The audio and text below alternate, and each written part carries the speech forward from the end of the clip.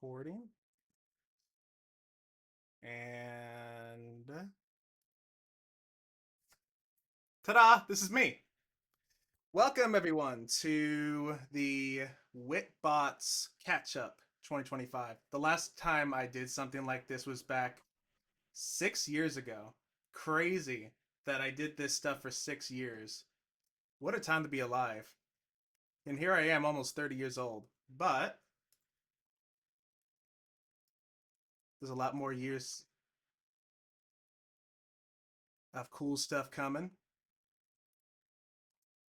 So, like I said before, this is the sixth season. I was not going to count last year's, but it would confuse everyone. So this is the sixth season of all of the stuff that I've been doing, like the last 6 years. And I just want to go ahead and say thank you, everyone, for supporting me throughout this journey. Like I say this all the time. Oh, does it really? Well, okay, there we go. It wouldn't be my, pseudo direct if something didn't go wrong, if I'm being honest. But yeah, thank you everyone for supporting me throughout all the ups and downs. Using my products, using the games that I've built, and actually enjoying them. I always like making stuff, and doing stuff like this just is a dream of mine, especially when it's enjoyed by millions of people. And I just want to say thank you to everyone for sticking with me in, during all of my crazy nonsense. So, what are we talking about? We're talking about the main plans for this year and next year. We're also going to be talking about, we're going to actually go forward with the premium changes this time, the structure of how they're going to work, and new pricing and new tiers over some stuff that I've noticed that's actually going to be, implemented. And why I chose the rewrite, even though, it wasn't really a initial success. Even though it works well right now, why did I choose it in the first place? A lot of people have that question too. So I want to address those as well. What have I been up to since 2024 to now? How did my experience go with the update? How did I basically feel about how everything went? And what are my goals going forward based on, all the ups and all the downs and what I want to set for myself and for these games and products that I do. And then tech stuff at the very end. Going to go over everything of V3 to this framework, which is V4. V3 is the framework that I built back in 2023. I'll explain more as we go on. We have about 100 slides to go through. So, first things first, what bots am I going to be talking about? Pretty much all of them, but to start with the holiday bots, I'm going to talk about the last bit of Hallowstreat, the updates that I'm going to be doing for that. I'm going to go over the Winterfest update and the transition to 4.0, the rebuild of AmorOS, which has, I think the last update has been either 2021 or 2022. It's still leagues behind of the everything else because I never have been able to rewrite it or revisit it. So I'm going to do that. Same thing for Harvestfest, except that was back in 2022, and that bot never had an update. So based off of what I've noticed, people were playing it with, or like how they enjoyed it, what they expected more from it, and how I want to make more of a arcadey, like cooking simulator to cozy type of game. The Cracklefest update, the Festive Tree Maker, which hasn't been touched either, and a new bot for the summer. As far as utility bots, I'm going to be updating Fitstreaks. That's another one that needs an update and a revision. NameTag, which I released I think it was 2024 that I released it.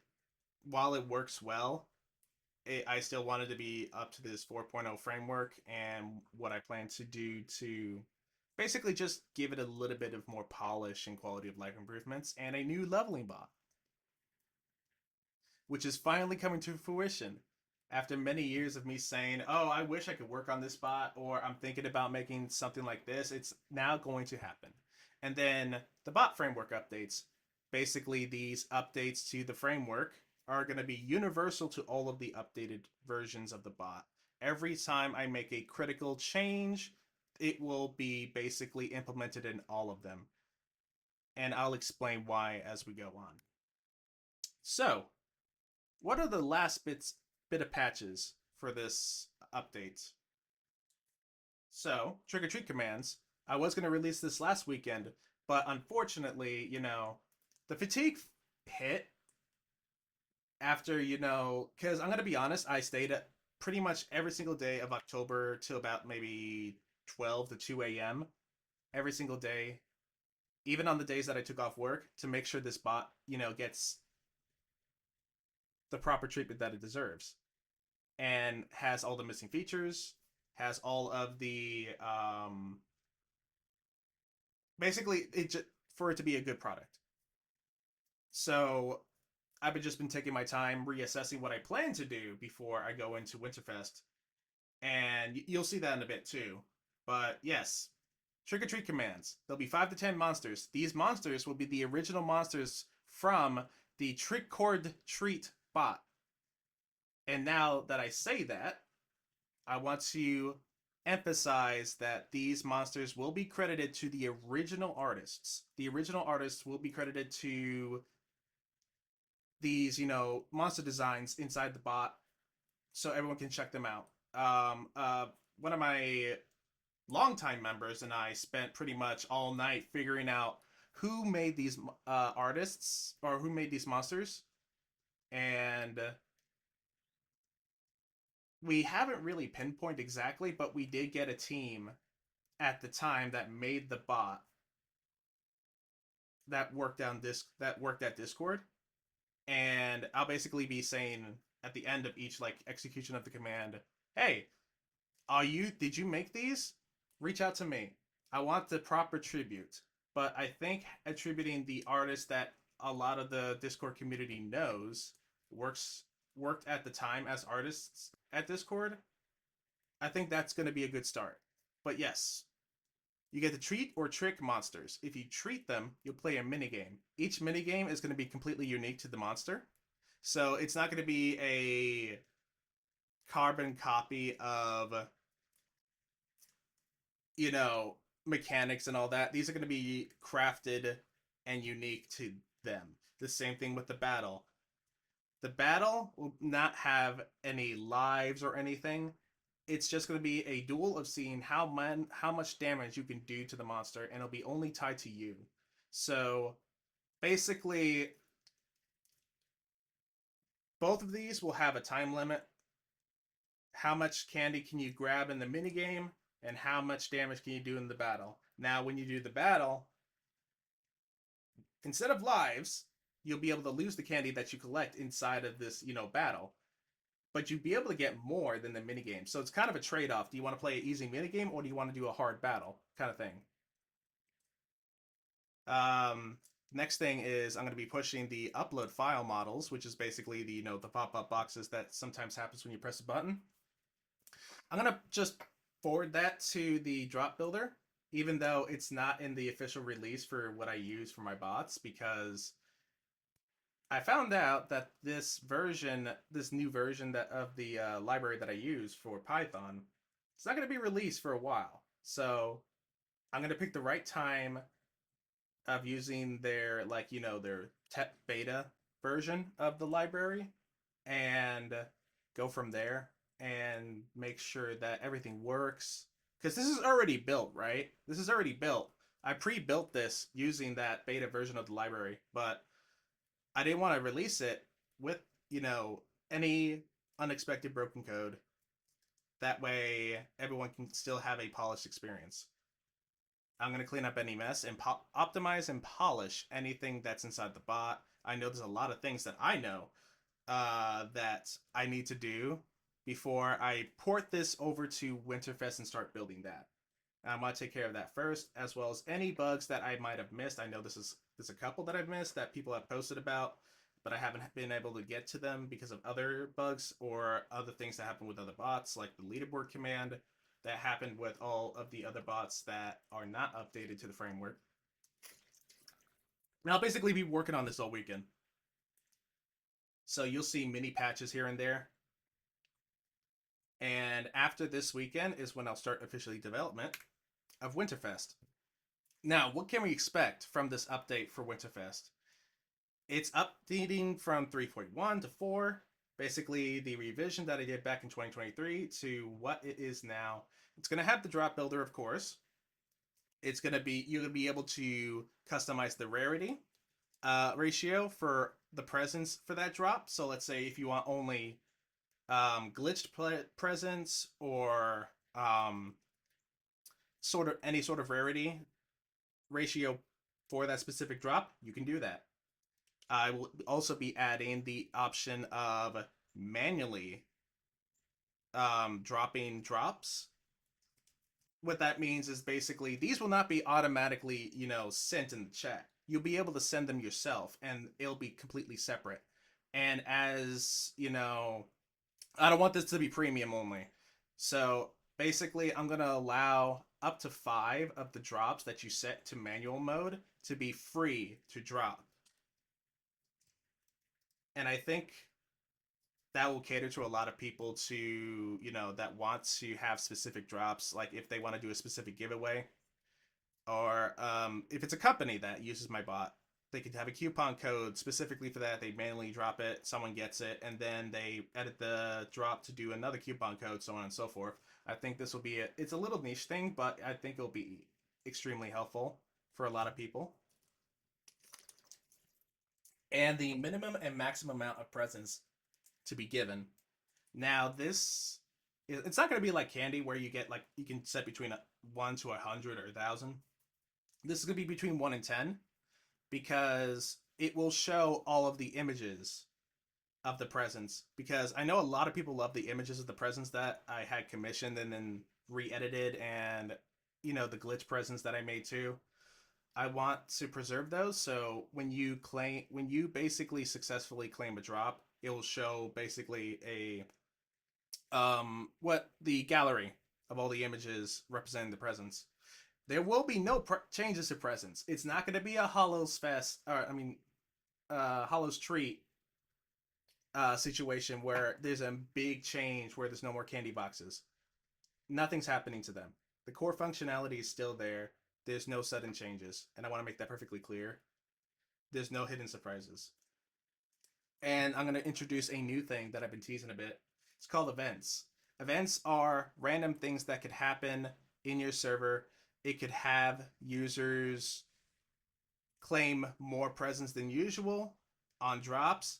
Bosses could be potentially harder, or lives could be different. When you sabotage players by chucking coal, they could have more coal than expected. Some little things like that. It's basically a random event to spice things up, to change how the bot works for a limited period of time. And these can all be controlled by you for free. All this is going to be free, like the customization and everything. It's going to be free for, recycling coal. And anything that, if the other bots are going to have this too, like Hallowstreat instead of Scarecrow, it's going to have this as well, but that'll be implemented later. You'll be able to customize that, and I'm hoping that by 2026 you'll be able to, or the end of 2026, you'll be able to make your own events, but that's out of scope right now. Bosses, there'll still be 2 bosses to start with, so that's not going away. That will be on release, and there'll be 200 new toys, because since this bot was made in 2021, there really hasn't been, or I guess 2020, but there hasn't been an update to the catalog of toys that you can collect. So at minimum, there's gonna be 200 of them to kind of be more updated with the times of like where we are now. I'm gonna be releasing a post update that will have new present images. I'm gonna implement okay. I'm gonna implement new achievements catered to like all the update stuff and a minigame command, kind of similar to the monsters, except it's just going to be a fun little minigame command that won't take too much time, and maybe a new boss, depending on how time goes. I cannot confirm if I'm going to add a new boss yet. And this will launch on December 1st of 2025. Exactly on that date. Since this framework has already been built, content that I can make becomes a lot easier, which I'll explain more. But this update overhaul is going to be the biggest one. AmorOS has not been updated since 2021, 2022. Now, it will be rebuilt for V4, but I want a preference. The old data will be wiped. I went through every scenario that I could, and the database is too chaotic to the point to where I can't translate those over to what I'm going to be making for this. There's going to be a removal of the arrow commands. I will admit, when I made this part of the bot, it was a gimmick to kind of like get people to have more points or compete for more points. It was just like a little gag, I would say. It doesn't really correlate with the rest of the bot. So that's being gone. And the main focus is going to be love letters and accessories. Gifts are also going away. They're going to be replaced with canvas items, which I'll explain more on the next slide. They'll be used to be building the items that you'll need to send love letters. And love commands will also cater to points, but they'll also give you canvas items. So, what exactly are canvas items? How is this going to work now? Well, you'll be able to upload your own custom backgrounds. You'll be able to upload images for custom stickers. Stickers that can be placed anywhere on envelopes or letters. You'll be able to make your own personalized, love letter for sending it to anywhere. I'll have different font options available with custom colors for the text. I'll and how this will work is I'd be able to create templates of how you want the text to be, the font, the color, how you want the image to be, where do you want stickers placed. And this will go for envelopes and letters. And basically, how these canvas items work is that each, envelope, each letter, each sticker requires one of these canvas items. Basically, think of it as a piece of paper. You collect paper as you play with the bot, and if you want to craft what you've made through templates, you'll use one of them. So basically, it'll take at minimum 2 canvas items to send a love letter. But it may seem like a lot, but I think that as you chat more and more and more, you're going to collect like tens to hundreds of these. So you'll be able to craft as many as you want. Now, how do these templates work? It's a blueprint. Basically, it allows you to just make a foundation of how you want it to look and then craft it as many times as possible. There'll be pre-made ones that you can use from the very start, so you're not in the dark. You get to manipulate them as much as you want. That way, your users can basically get a feel of how it's supposed to work. And of course, there's going to be a help command and manual to kind of explain how this works. But to get people to understand really how the system will go, that will definitely help. Or if people don't want to build any, they could just send it using that, and that's it. Canvas items, as I said, are universal. They can be used. There's not specific types of canvas items. They're all just paper. It can be used for stickers, envelopes, and letters. That way, there's no confusion. It's just a different item that goes to basically everything. For envelopes and letters, you can change the background to any image you wish. You can change the font to multiple different types of fonts. You get to actually customize where you want the text to be placed and what color you want it to be using a custom hex color. And of course, you get to place as many stickers as you want, up to about, I'm feeling 5 or 10.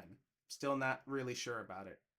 And as far as the stickers go, you get to customize the image, the border color, and the thickness. Like how thick do you want the border of it to be? If you want it to be thin or thick, you can basically make it any kind of sticker that you want.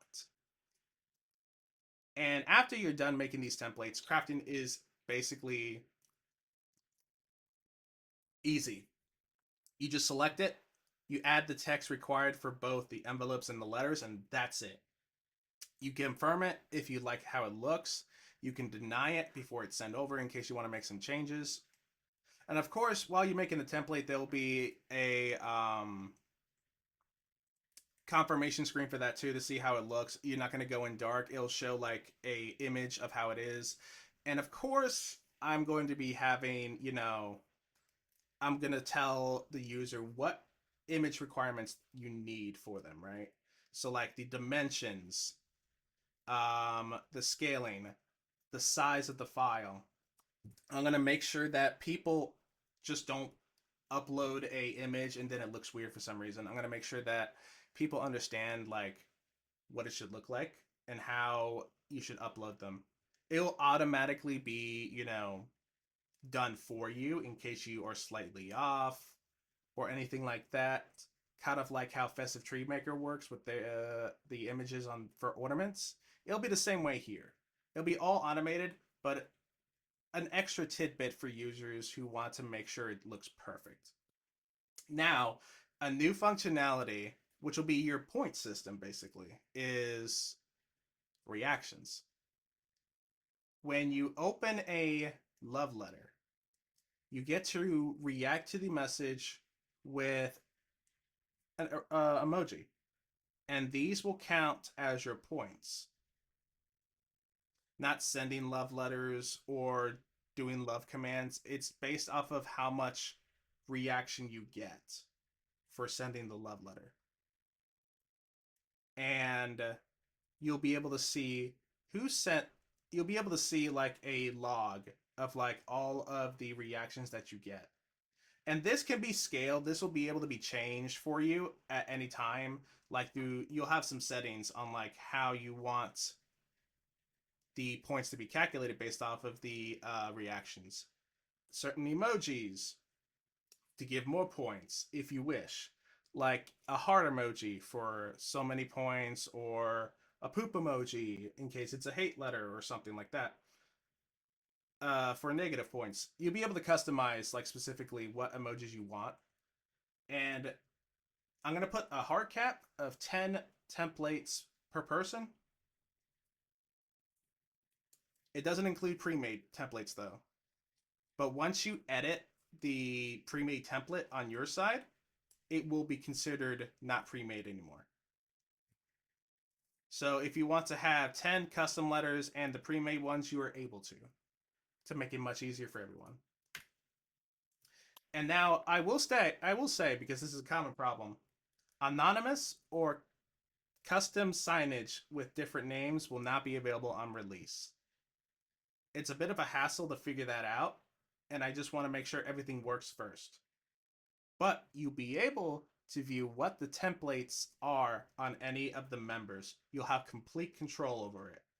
If you find something offensive, you can delete it. Like if someone does a NSFW picture as their background, for example, or any stickers, you can delete those. And of course, through Discord interactions, you can ban them from using the bot entirely. But this allows you to be able to have more control and track users who are being nefarious and malicious. Same thing with love letters that are sent. You can view what love letters are currently sitting in mailboxes or have been sent recently. And if someone has sent any hate mail to anyone, you can delete that and you can take care of it as you see fit on your side of things. Because that was a big part that was missing, that was overlooked in the old version. And I want to make sure all of the admins and moderators have complete control over anything that they cannot see. Since this is a very content heavy bot, I want to make sure that you are able to have complete control over it. But I'm going to release a light version of it too. A user application bot. It's love letters without the grind. That's pretty much it. You'll have 10, up to 10 for each person. You get to send it to anyone you wish that is on your friends list. Or I'm basically thinking about, I think it's based on your friends list, but I'll have to double check that. But you'll be able to send it to anyone you have access to. Um, it notifies users of them receiving love letters every 12 hours via DM, but this can be turned off in case it becomes spam. And of course, the premium for this for tier 1 is separate. It'll be a completely separate thing, and it will be tied to tier 2. So this will be another bot to the already, gruesome package of bots that you can get. And this will be released on February 1st of 2026. And the light version will follow a few weeks later. Now, I want to see if anyone has any questions about this revision, because this is a big revision update for the bot. And I want to make sure I clarify anything before we move on to the next bot.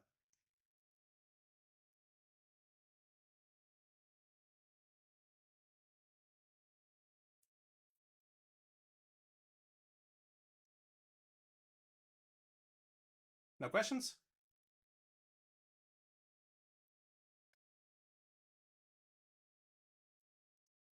Basically, it's a bot catered to sending DMs, but in a more unique and fulfilling way. You get, because you can just send a DM to anyone saying, hey, you're a good person and I appreciate you. But imagine you can send it in a image with cute text, cute designs, and a cute background, like sending mail. And you get to send that to somebody. Make it more meaningful. Put effort into it.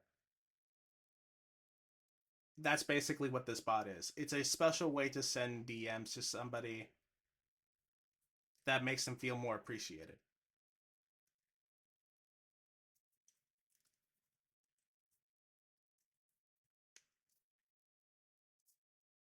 It's the least like competition heavy bot of the bunch that I have, but it allows people to love each other in a more specific way, whether it's someone that you have a relationship with or that you're friends with and you want to show them some appreciation. That's basically what this bot is for.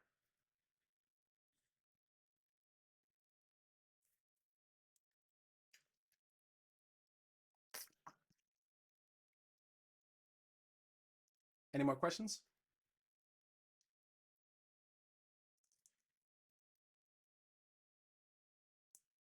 But you said pretty customizable, so you could fine tune it, create templates for Xmas too. You can. You can make it Xmas oriented. You can do anything you wish. It doesn't have to be just Valentine's. It could be for any season, any point of time, any holiday from any country.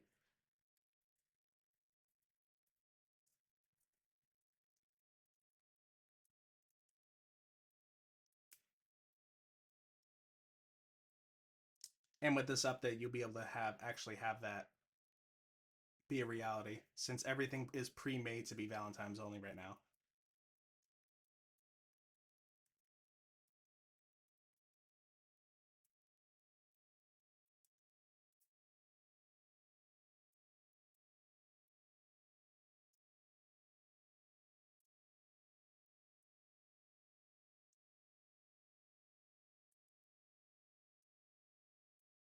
Any more questions before we continue?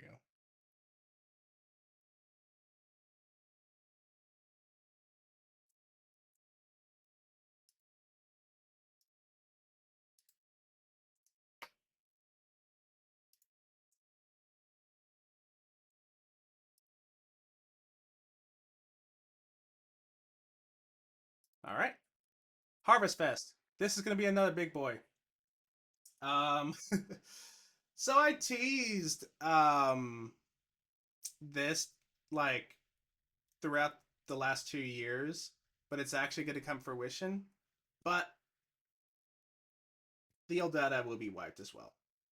I can't make it work because of how this system is designed.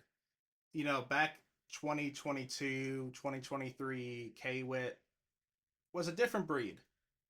Now I have a lot more knowledge on how to make things work better. So, unfortunately, this will change. And you'll see why. There's a lot to cover with this update. So, there's going to be a new cooking system. Completely changed from how you usually do things with the bot. There's going to be no more raw ingredients. There's going to be no more spices. There's going to be no more sauces. It's just ingredients and food.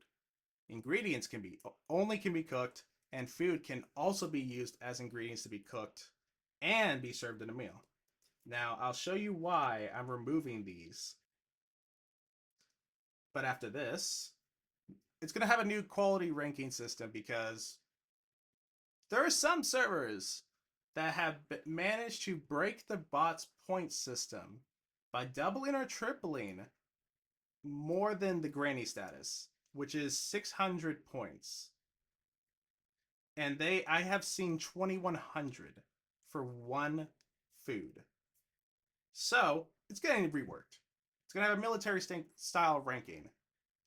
For how that will work, as far as like each rank being decided, is still being figured out because I still need to test it out and see how much can it scale up to somebody who loves to try to break my stuff.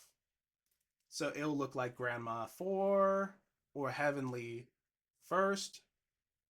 It is a lot that's still being figured out and decided how I want these ranks to work, how I want these ranks to pre-presented as, and of course they're gonna have custom badges too to make it all fancy and stuff. But um, that is going to be basically how it works. To kind of just broaden the scale because this will be broken. There is going to be a lot of people that will break this. Farmers markets will sell both food and ingredients, but only the food that can be used as ingredients. That way, it's not just raw ingredients, spices, or sauces that you're used to. It's going to be a whole bigger variety. They will still be the tickets currency system though to purchase them, kind of just to make it easier for people. But here's how recipes will work for foods and ingredients. Recipes work just as before. You mix food, you cook it up to make a new food.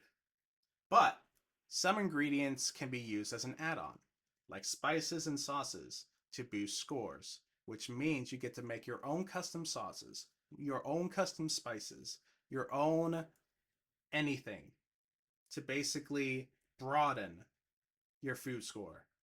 Some ingredients can combo together and multiply the score, like specific ingredients that are used to make gourmet food. Instead, because there's going to be many prerequisites that you will be able to use for one thing, like mac and cheese or stuff like that. But there are specific ingredients, like a specific version of an ingredient that makes it better, and that's where will apply to. Some food can be used as an ingredient, of course, but or even an add-on to create more complex food.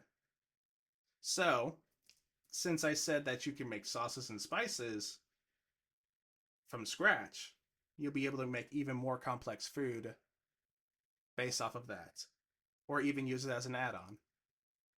And of course, each completed food will have the ability to be named. It won't have a vegan this for a vegan mode or anything like that. You decide it and you name it. It is all going to be that.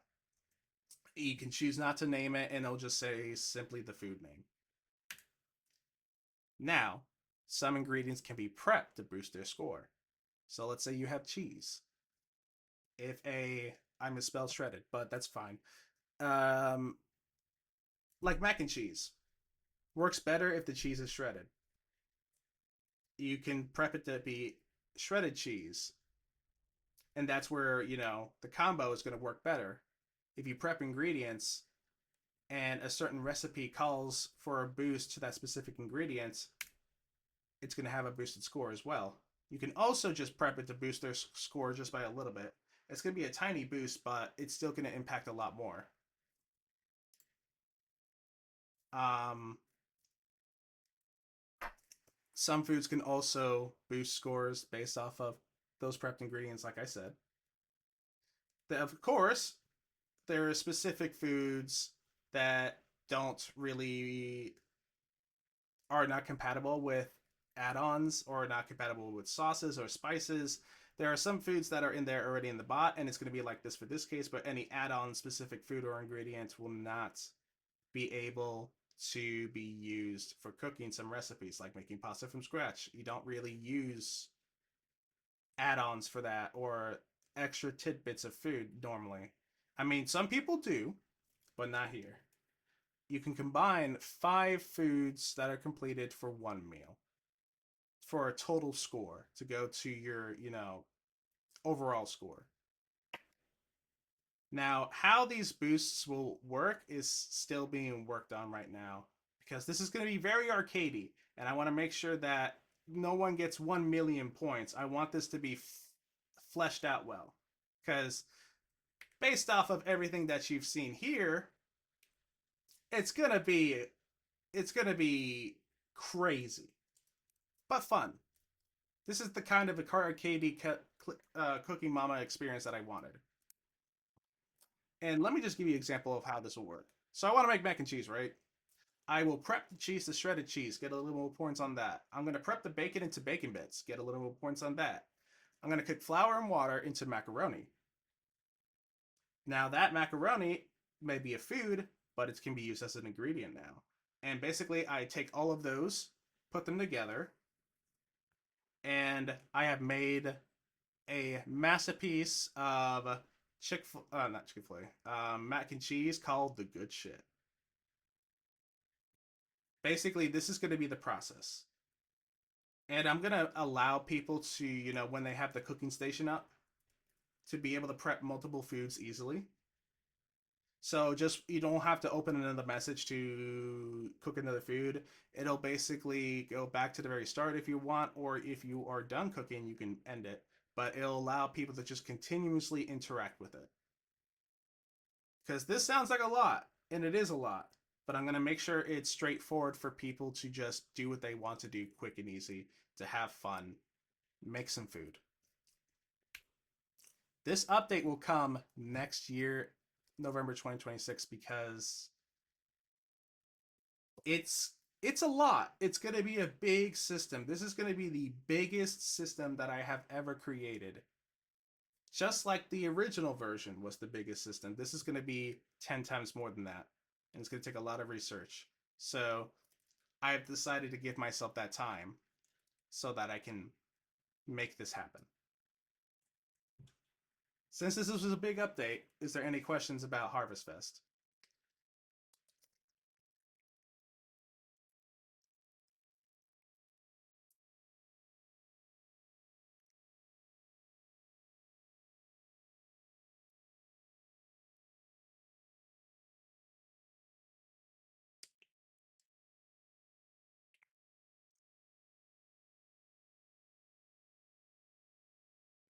All right. Give a couple more seconds for anyone else.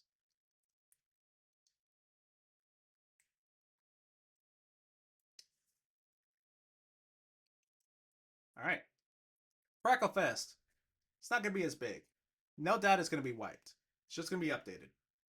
But in this update,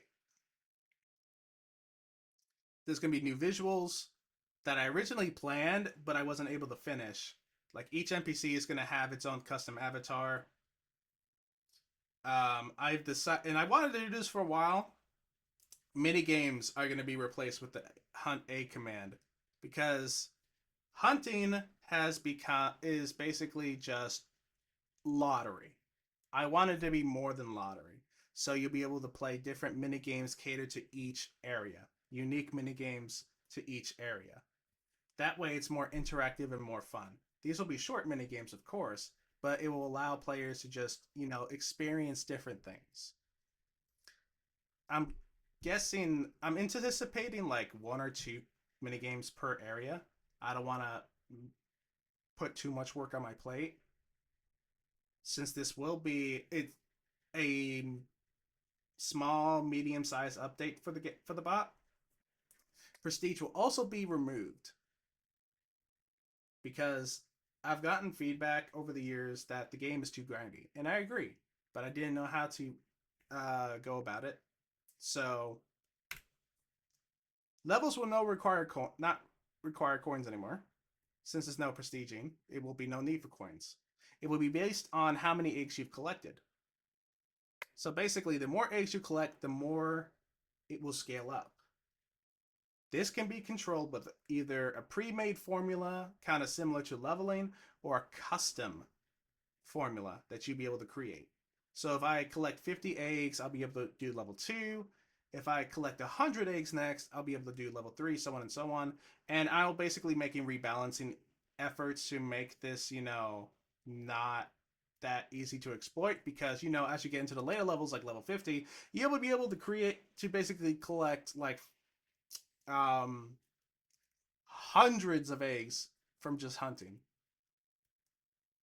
So that's going to be rebalanced as well as, the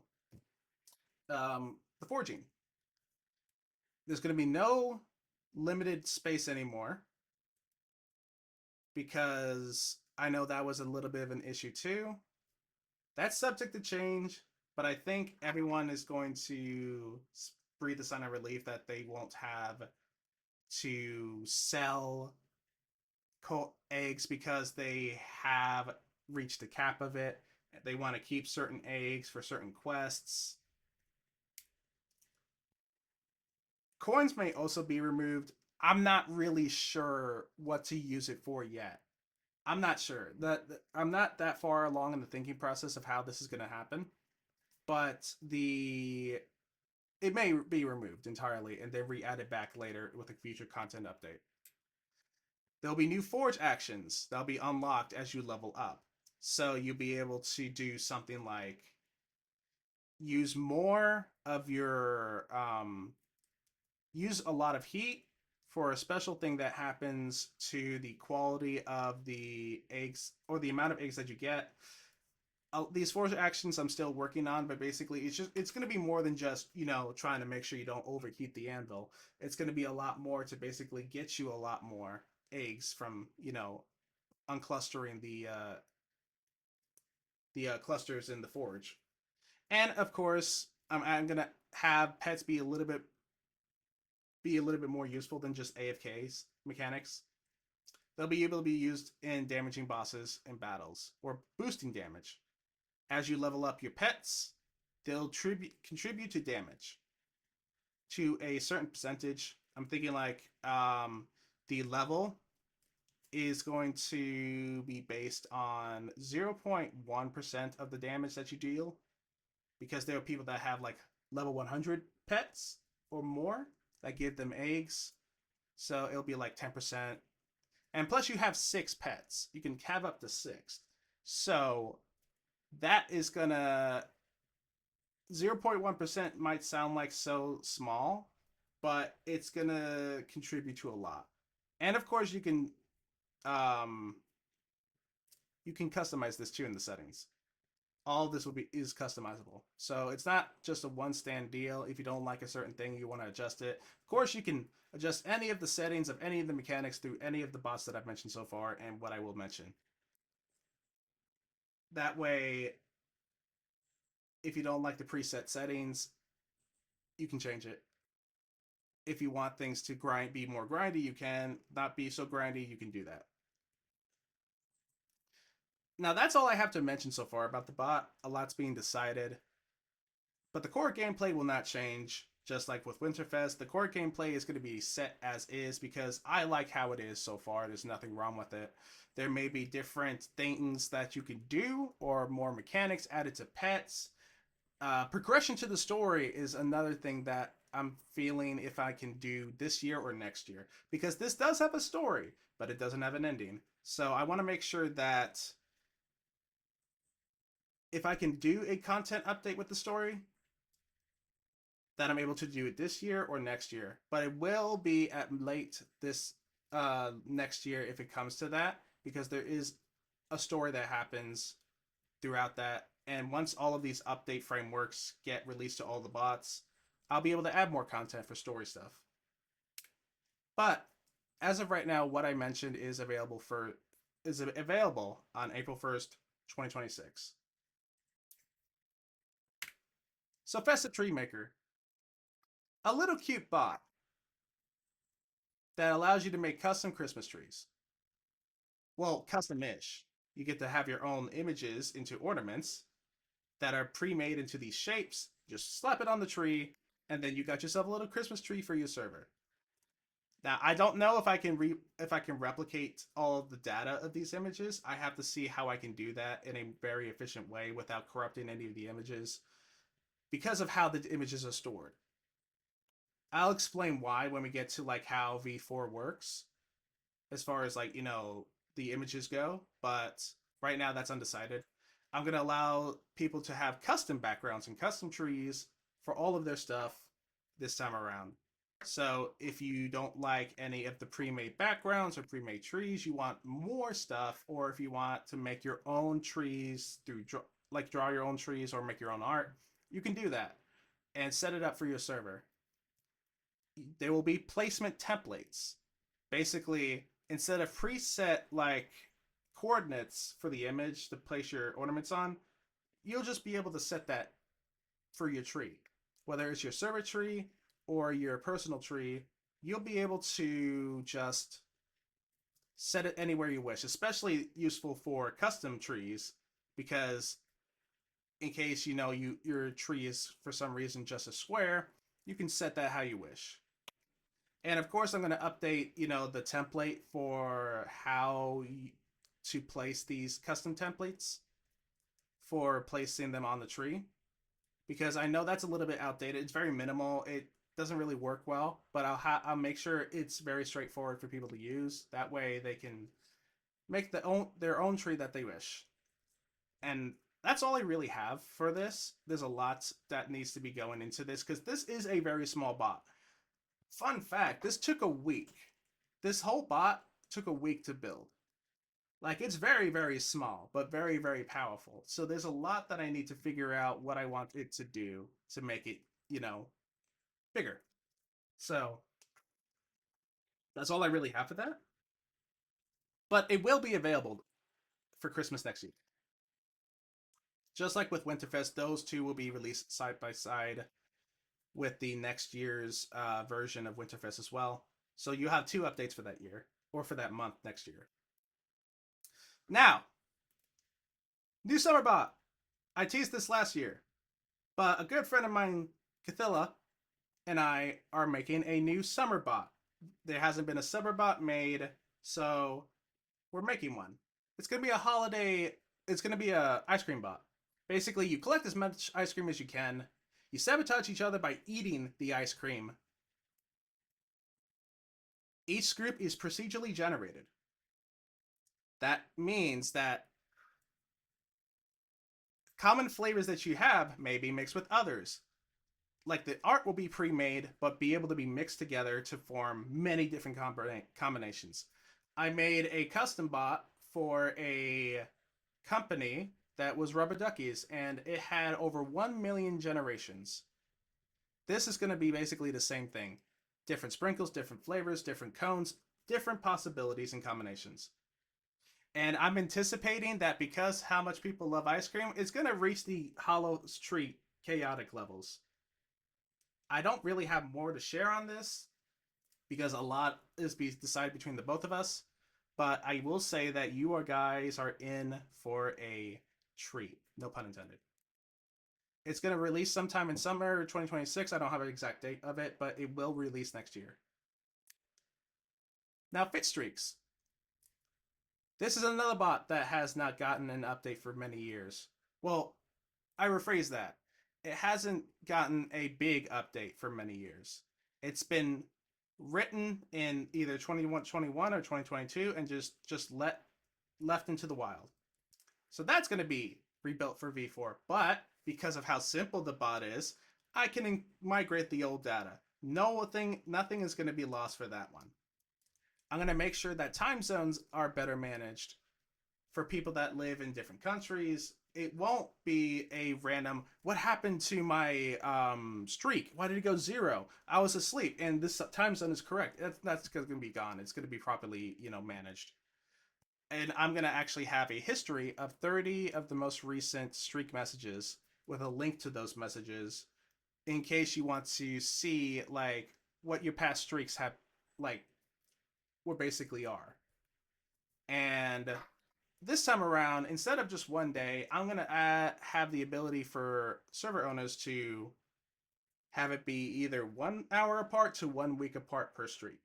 That way, in case you want it to be every 3 days, you can have it do that because some people are very, very busy and can't always, participate in a streak or quickly, snap a photo up or detail something that they want to do. Usually, when it comes to this kind of bot, they want to explain in depthly like how everything is going to go or how what they did for the day to basically contribute to their progress to a better them. And I've gotten some requests to this, but with the old system I'm not able to do that, but with this system this can be easily done.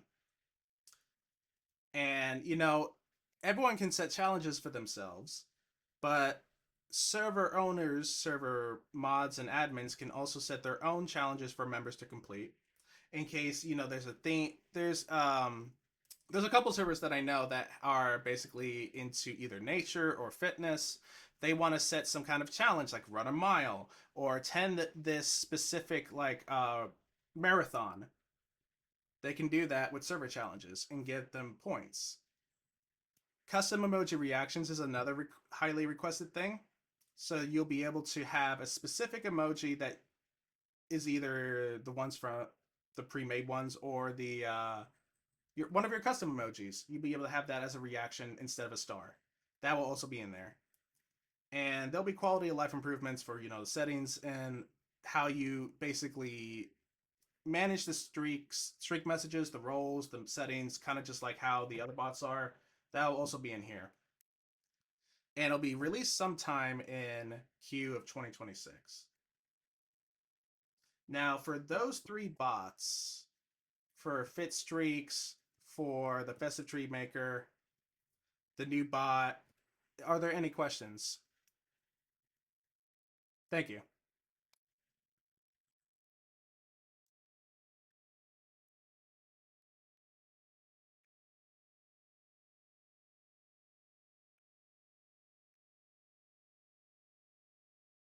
So, to put it simply, think of Snapchat. You have streaks for sending a message every day. I took that idea and made it to people who want to start a journey to a new them. So every day you send a message of what you did, if it's fitness, if it's mental, to help improve your mental health, any type of way, or anything that you want to do to contribute to a better you. You just put it in the channel and then you react to it with a star, and there's your streak. And then every day you continuously just post your progress, and then other people will chime in with you. It's more or less just a progressive thing. Is there any plan to do a visual thing like GitHub does where each day tells you if you did progress or not? That will be part of the recent link history. If someone forgets it, it will basically say they missed this day or they missed another day. It'll basically have that in the recent history for the links. But just like with the old version, it'll also say, "Hey, welcome back," in case they did miss a streak. Well, I mean, like these are with like some of these bots, like Fit Streaks. This was made in a few days because I wanted to, I felt motivated to start my weight loss journey back years ago, and I wanted something to help me with that. So I made this, and a lot of people felt the same way, so they added it to their service as well, and they love it.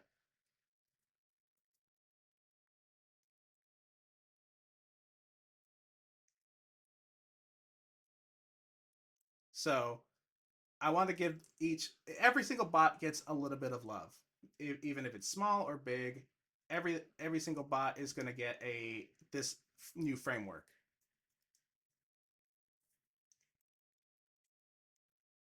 But are any other questions for Fit Streaks or the new bot before we move on to the next bot?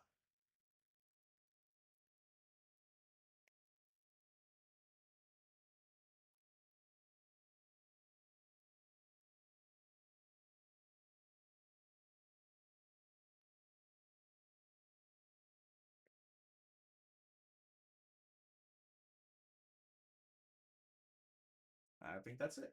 Oh, and just to clarify, for like the visual thing that GitHub does, how it will be visualized, I'm still figuring out.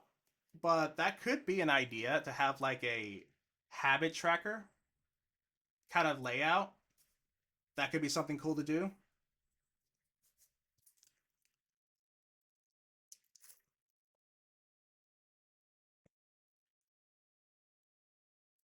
Oh yeah, with how the image generations work now, especially in Hallowstreat, it's easy to generate that. Like each image takes about, I think, 50 to 100 milliseconds to generate. So it'll be easily manageable to generate something like that. But a lot of things have to be tested before I see anything can go with that. But who knows? I think that's a great idea, honestly.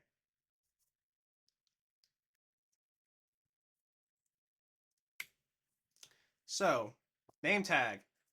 This is a bot that not many people know exists. What is NameTag? NameTag is fantasynamegenerator.com, but in Discord, and allows you to generate your own nicknames. Let me show you in the chat here. You can do any theme that is either pre-made or that you make yourself. Like I'm going to do medieval times. It just generated a nickname. Of course, it doesn't have permission to change my name because I'm the owner of the server, but it will change your name to what that is.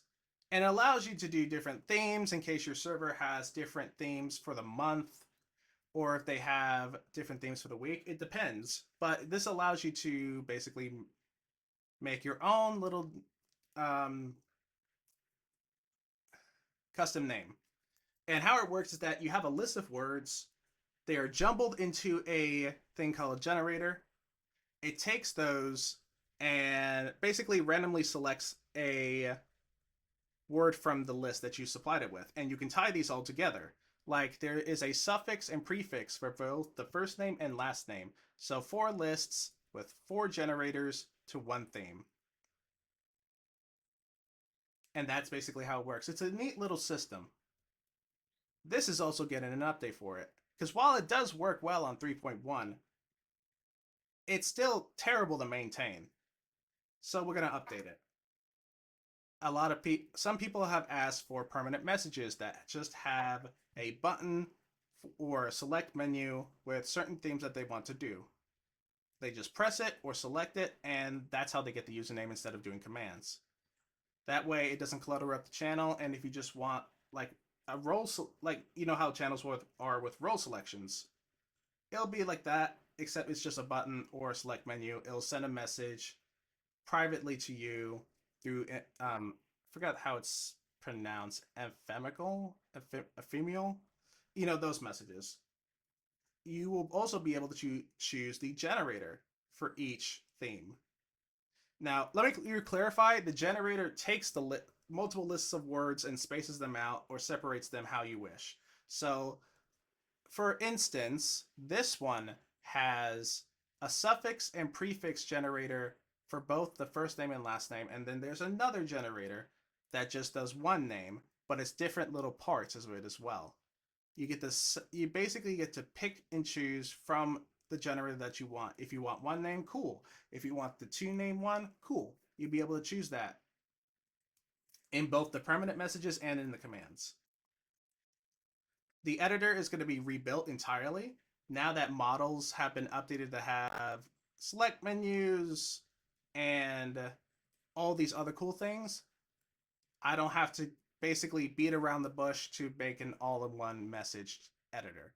This allows me to do that much easier. So that's going to be rebuilt, and of course, more content, more themes for you to use and pre-built. And also, fun little tidbit: you see that theme ID on the very bottom? You get to basically take that, and if the server allows it to be shared, you can share it to another server.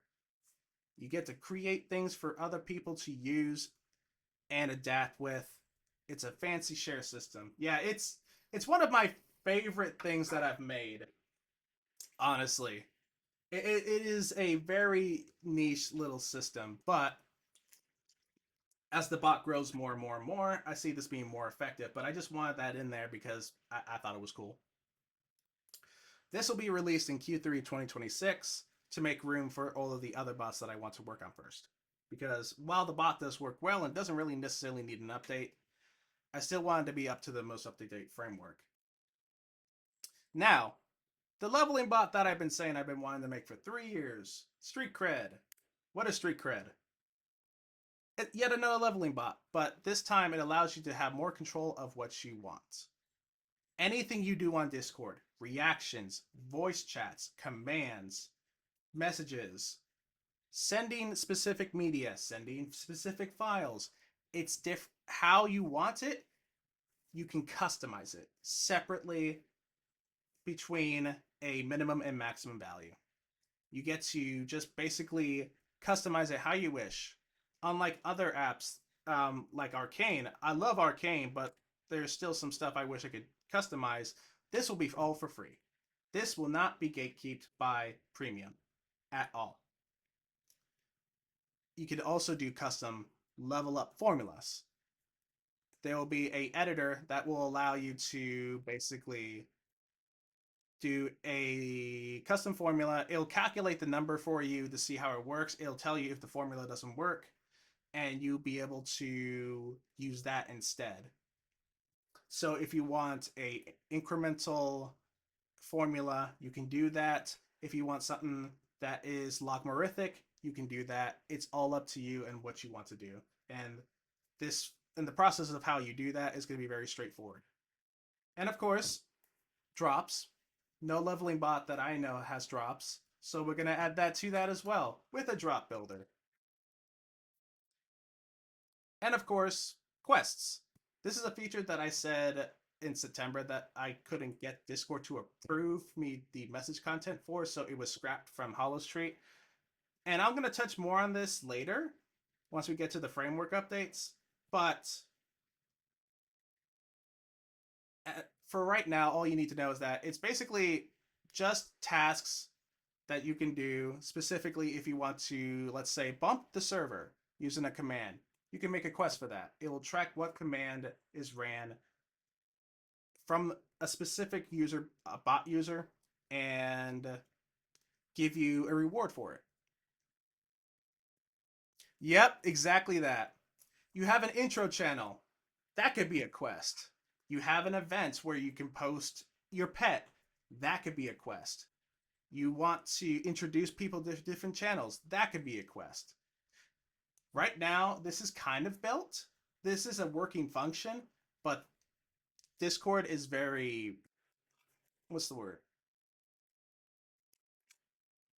It's like a 3-year-old with candy. They don't want to give that permission away. So this is right now, this is basically pending until I can figure out how to convince Discord that, hey, this is cool, let me do it. Do you have any plans on monetization or something like this? The monetization part is basically going to be based on how many quest templates you can make. I'm thinking at a hard cap of like 10 or 20, and then if you have premium, you can have up to 100. Stuff like that. because the thing is with these features, I don't want them to be gatekeeped. I'm actually also experimenting with certain commands or certain settings. You have a threshold between one value and another, and you can only do it between there. But what if you have premium? You can do a little bit more. Like for drops, I limit the duration of how long they last between a minute and 60 minutes. But what if you have premium and you can do it even longer than that? Basically, stuff like that, you'll be able to edit the settings to go be more beyond what the other person will do. Yeah. Well, to be fair, the tech that I build allows for that stuff to happen. Like it's not like where it was 3 years ago, where if I do a specific feature, it might break the bot or cause the bot to have a stroke. It's not really like that anymore. These systems that I've made and this tech that I use now allows me to make crazy stuff that push the limits of Discord instead of push the limits of my stuff, which I think is pretty cool to say. But when we get to the tech stuff at the end of the presentation, you'll see what I mean.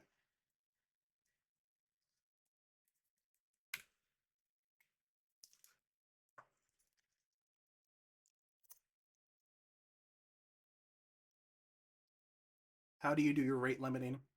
Are you using DNS level Cloudflare? DNS, I mean, the rate limiting is handled by the library that I use for Discord, or I guess, the wrapper for it. It basically monitors and manages all of the rate limiting for me so I don't get bitched at by Discord that's saying, hey, you're doing this too much. It allows me to basically just queue anything that is waiting to be, sent to Discord. That way I don't get in trouble from Discord.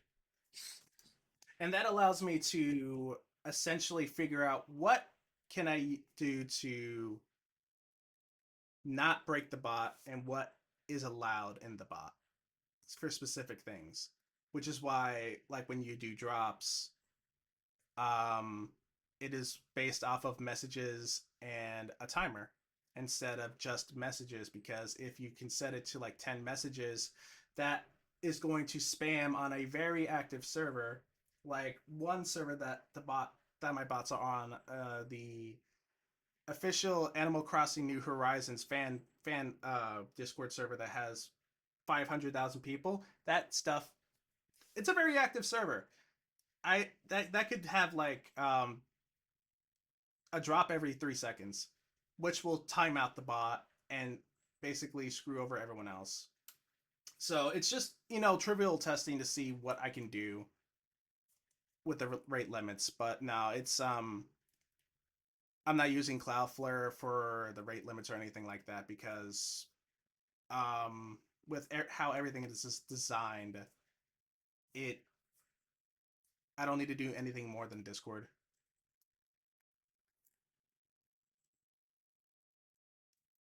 Is there a thing where you can display the same bot a few times? So if a server is super jacked, if you want premium tier, they could have their own version of the bot.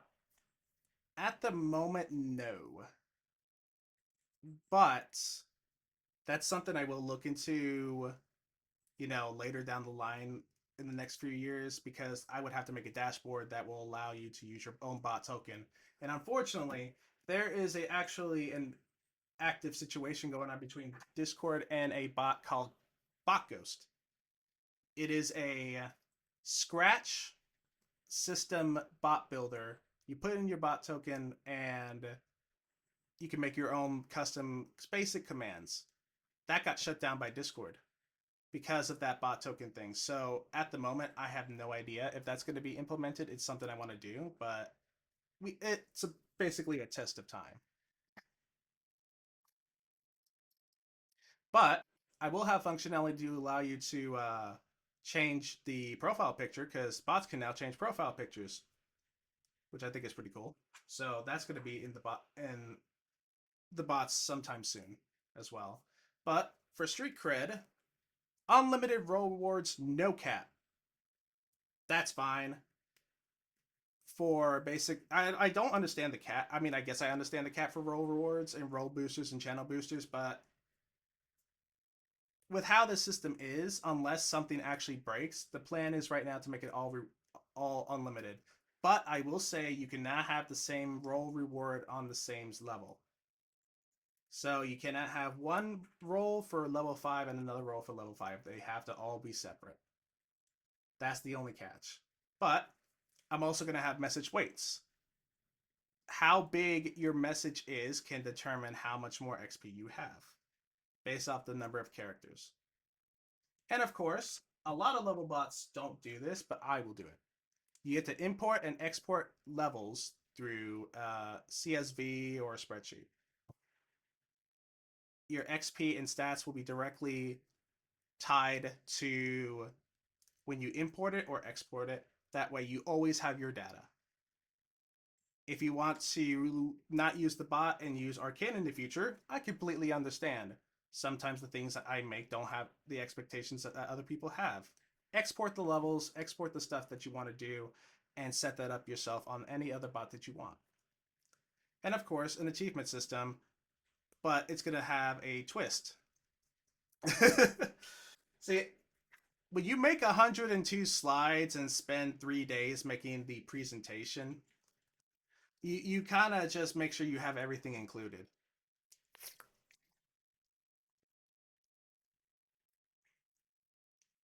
Thank you. You're about to be mentioned here in a few slides too.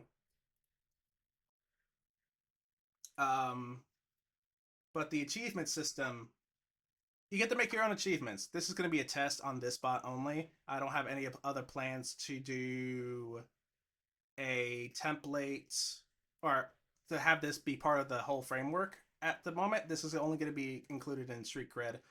Basically, take specific parts about the bot, make your own achievements out of them. But since this is a leveling bot, it will tie in to your activity on Discord. You send 1,000 messages, you get an achievement. You've been in VC for 100 hours, you get an achievement. You have sent 500 reactions or received 500 reactions, you get an achievement. This achievement system will allow you to basically make your activity on Discord and reward you with achievements for it, which I think is something that other bots don't do, but I think is going to be caught on with by a lot of other people. And that's pretty much all I have. I know, right? This is something that I've been wanting to do. It's partially built. I'll explain that more later, but um yeah, this is basically all I have planned for right now. This is something that is probably going to have more stuff to it, but I don't want to make promises that I can't keep at the moment because, message content from Discord is finicky. I don't know how that's going to go. Fighting with them is just like, trying to give a cat a bath. It's always like that with Discord sometimes. But I'll reveal more when I can. But I will tell you that it will be released next year, just not sure when. Any other questions regarding Street Cred? Oh, I wish. I wish. Actually, I was planning on releasing it in between Q1 and Q2, but I realized with the other bots, I needed time for those. Because one thing I want to make sure I don't repeat is the lack of time put into each bot. So now it's just going to be the year of 2026. Not sure when specifically. More will be announced when I can get to that stage.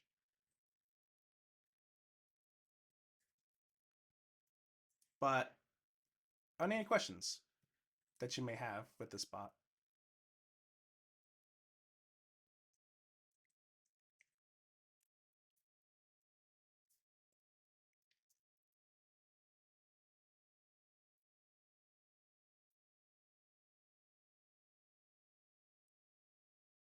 What triggers are there for rewards again? As far as achievements or quests?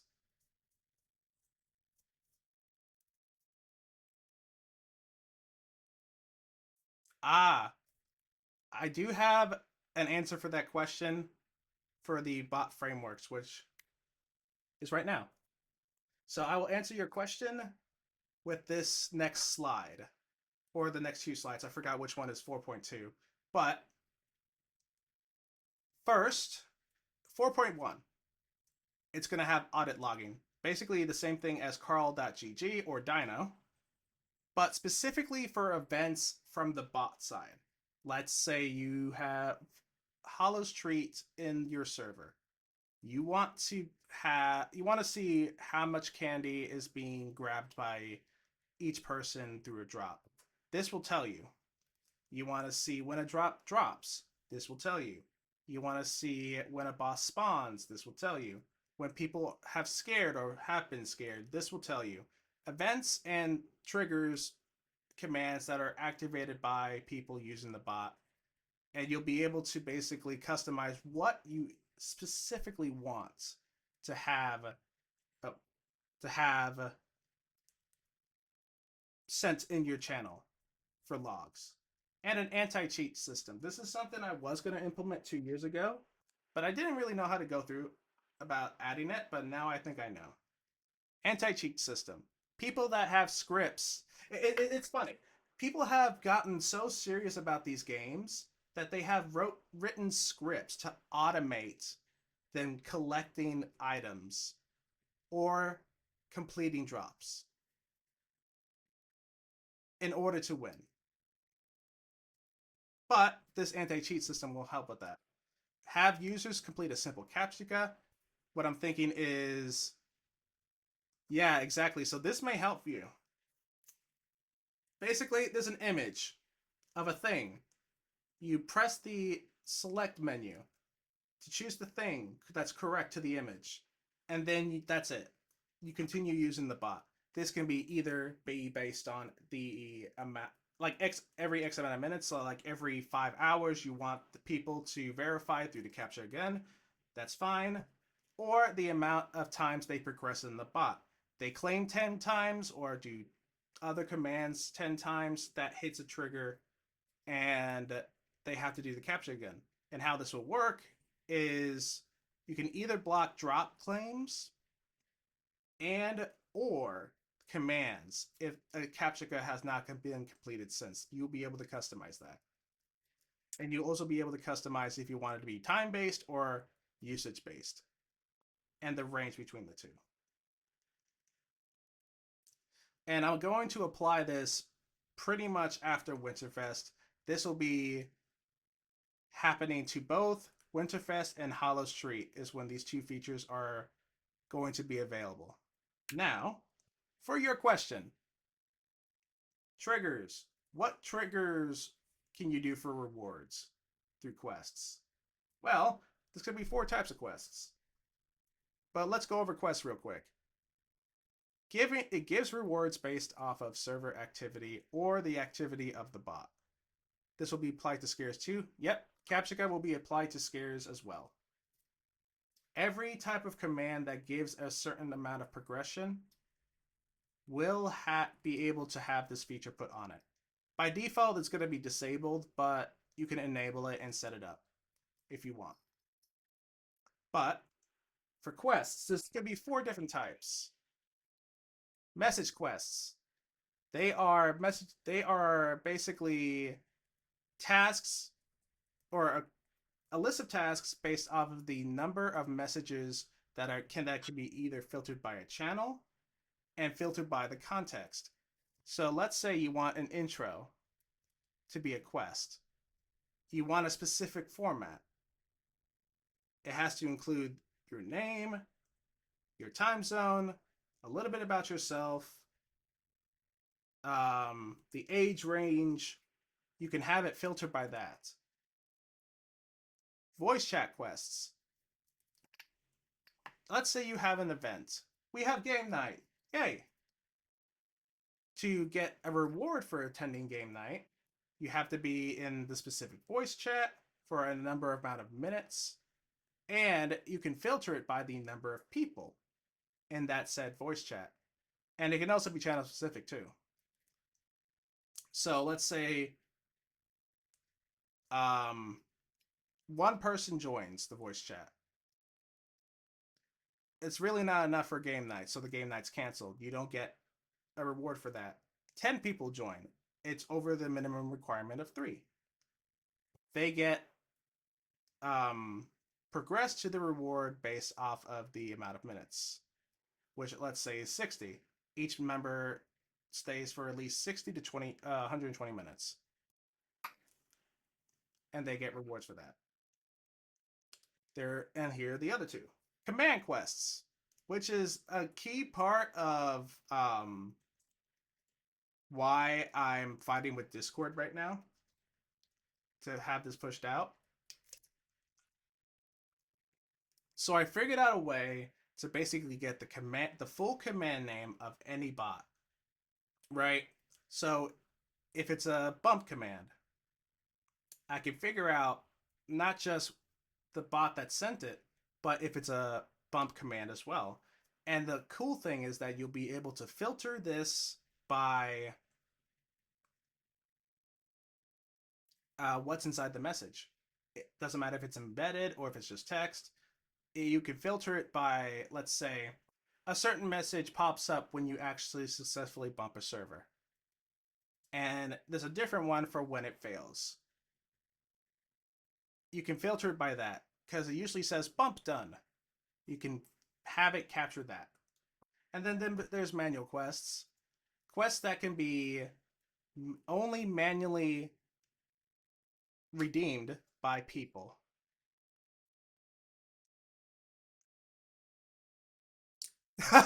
See, you get it. But I don't see a comparison for command in that snippet of code there. Yep. So I figured that out.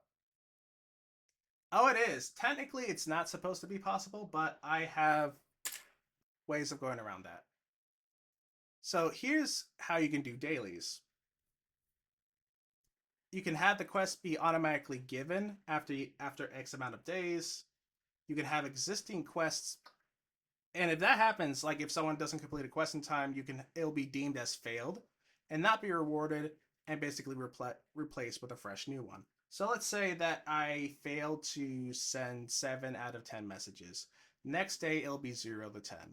That kind of thing. You'll be able to customize the title, description, requirements for it, and each task per quest. So when it comes to quests, you can have different tasks based off of the type of quest you have. And you can have up to 5 tasks. So let's say you only have one quest to basically just say you have to post into your intro channel, say hello in this chat, say hello in this chat, show me a picture of your pet. 4 tasks, up to 1 quest, gives you a generous reward. You can do that. Now the limit of how many quests exactly that I want for, free and premium are still pending. I'm still figuring that out of what, because if I'm being honest, even though the system is already built, I'm remaking the entire system because of how October went. I've noticed some flaws, and I'm gonna basically make it to how I think it will perform 10 times better. Now, even though this update has a lot of things that are still cock blocked by Discord, I will release a different version of it that does not have the capabilities of message content detection. That way, when it does come out, I will be able to just slap it back on and everyone can enjoy either version of it. But at the moment, it's looking between Q1 to Q3 of next year, since I am going to be remaking the entire thing to give myself some time for that. Because it's a pretty big feature, but I want to make sure that everything is perfect and what I can control gets done first. So, for framework version 4.1 and 4.2, do you have any other questions?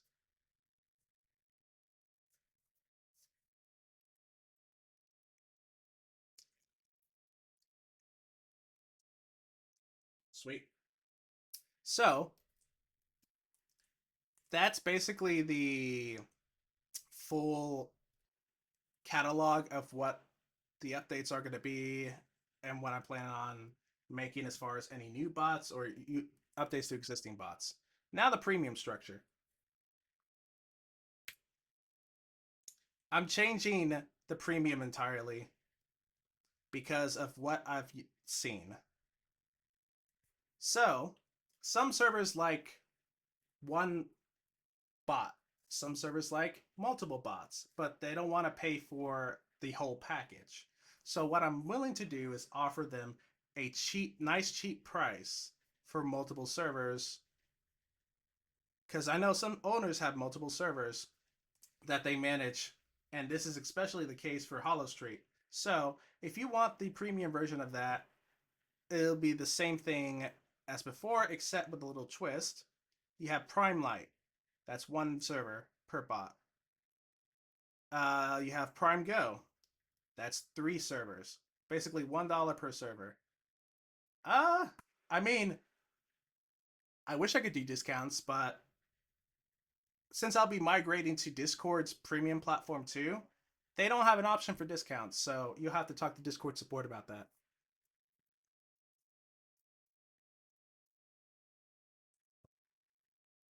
Which is, they just made the thing and left. That's basically what the premium system is. There's still a lot of things that I wish that they did, but at least, yeah, and force you to use. Yeah, but didn't really force me considering, I still haven't added all the tiers, but we're not going to go there. I'm just lucky, I guess. But I want to make them now before, I delay it any further. Um, then you have Prime Turbo, which is 80-90 cents a server. I'm keeping the prices very cheap since these bots would only be really used for 1 month, kind of like a trial period of sorts. That way you have your server taken care of for a month and that's it. And then there's the all-in-one packages. Sadly, as more and more bots are being in like brought into the package, I will increase the prices a little bit. The $3 for $3 goes to $4 for every bot, but it's for one server. This will now actually include the full version of NameTag. There are no different limits based off of the tier that you do. If you get tier 1 or tier 2, you have unlimited range. That is changing when this comes out. That way it makes it easier. Since it's really the only bot that has tiered package pricing for different access. Surplus is going to get an increase of $2, but it will actually allow you to have 3 servers for every single bot. So that's about $1.50 almost per server. Actually, no, $2.50 per server. And then the ultimate tier is not gonna get a price change at all. $2 per server for having every single bot. And I think the good thing about this is that you'll actually be able to have multiple servers use everything for, like, as far as premium functionalities, both with this and that. But, making it cheaper for people as well. Because I know that $10 for one premium version of one bot, but you get like 8 to 10 bots for still a cheap price. But I know this pricing adjustment was going to happen eventually. It didn't happen last year because of a lot of things that were happening, but this year, or I should say next year, it is going to be applied. But I am going to let everyone know that, hey, these prices are going to change. If you want to no longer pay this price, or if you want to change to the tier below, please do so now. And that will be basically a month or two before that happens. Now, with the multi-server functionality, how is this going to work exactly? So pretty much, if you subscribe through Prime Lite on Discord itself, nothing extra needs to be done because that is considered a server subscription. Now for everything else, including Prime Lite on Patreon, that will have to have some configuration. And instead of tokens like I planned last year, I decided to do the KISS method. You keep it simple, stupid. So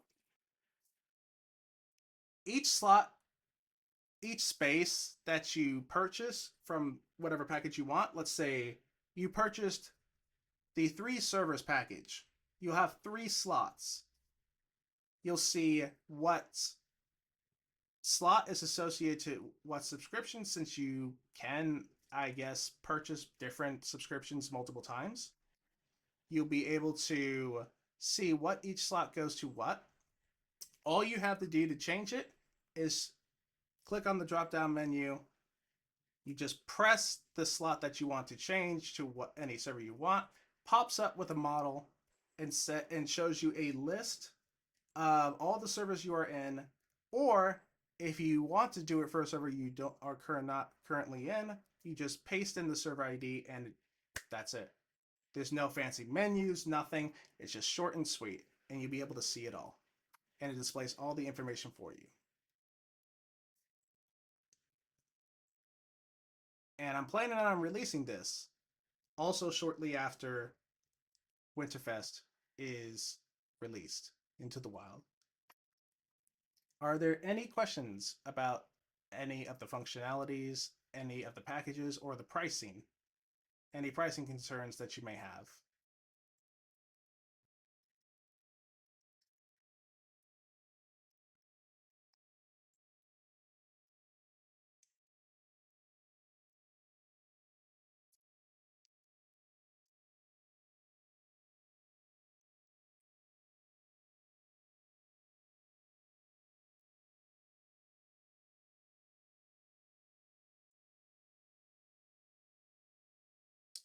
How am I going to pay my bills? Well, technically, right now, um, all of the Patreon money goes directly into the servers that run these bots. Any extra money that I have to supply, I can supply on my own easily, no problems. Because I do have a real job outside of this. Because unfortunately, I don't make enough to live substantially just by doing this. At least not yet. I'm hoping with all of these changes. Yeah, exactly, yet. As I continue building more and more, releasing features that are unique to my stuff alone, that other bots that haven't, done before, it'll change. People will notice. Word of mouth will spread, and we'll get to that point. But I just like making stuff in general, regardless of how much I get paid. So whether that happens or not, I'm still gonna do what I love. If one bot is going sicko mode with your bots, isn't that a net negative for you cost wise? Um, I'll explain what happened with the old version of Hallowstreat because that is actually relevant to it. But I'll give a short recap. One of the reasons why I went with this update is because the old system costed way too much. Hallowstreat alone required $50 worth of investment per month to run. Now to say that these servers are also used with other bots, but it's still too much money to require that. And on top of that, the bot broke half the time and needed a change. But I can actually explain that right now. Why the rewrite? What you had worked, people said. Why do you do this, people said. Why the change? And didn't you rewrite the bot back in 2023? Yes. Yes, I did. But there were a bit of downfalls to it.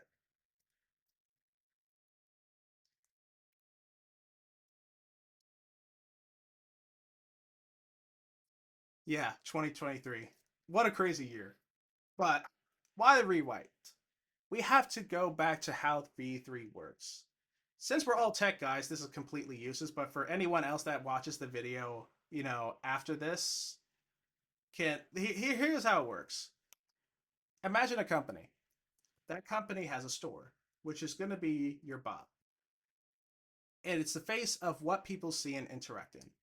You have employees that contribute to the store, whether they're restocking, whether they're checking people out, whether they're interacting with the customers, doing anything that a store would hire an employee for. And then we have managers that keep everything in check to make sure things go smoothly, to make sure that all the data is where it's supposed to be. Nothing is afoot. Now, if you put that into V3, you have the bot itself, and then you have workers or microservices. Each microservice that has a specific purpose that is specifically built. You have one that does the backend or heavy calculations. You have one that does the database, it pulls data from the database. And you have another one that does image generation. You have another one that manages all the workers, which is going to be your manager. You have another one that handles all the Discord data. And then you have another one that handles the database. This is how Winterfest was built. Now, the problem with that, it's too much to maintain, too much to translate per bot, because each bot is specifically made to a specific niche, which requires a lot of development time. While latency was consistent between 100 to 150 milliseconds, it still was worse than version 2, which is what Hallowstreat was. Even though that thing was completely unstable and basically going out at in a panic all the damn time, it still had 20 milliseconds of latency. So that's pretty much a drastic decrease from what I wanted. I wanted something that was allowed me to work fast and was fast, but that's where the downfall. If you create too many microservices for a product, you have to have more people manage it. Since I'm the only person managing all of this, it is hard for me to troubleshoot where something breaks. I can add Grafana all day long and monitoring all day long, but it's still, after I figure out where it's coming from, I have to figure out what's causing it.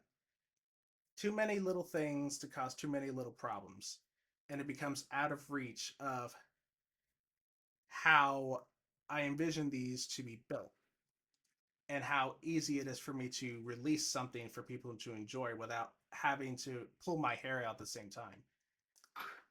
And also another problem, it wasn't a complete rewrite because it had a lot of old code, and an update can't fix this old code. For example, the leaderboards, Hallowstreat, for example, Hallowstreat Legacy had this issue that I solved yesterday and the day before.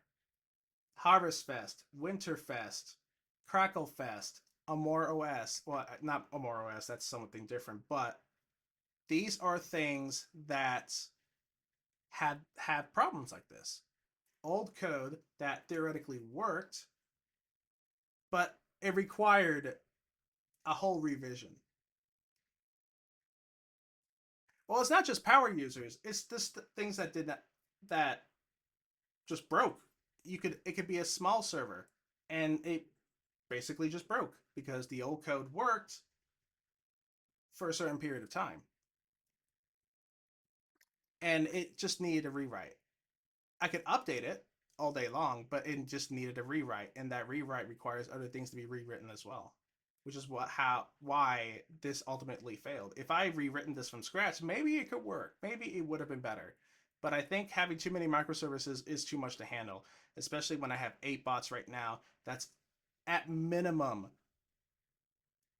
60, no, 40 APIs that I need to make sure work.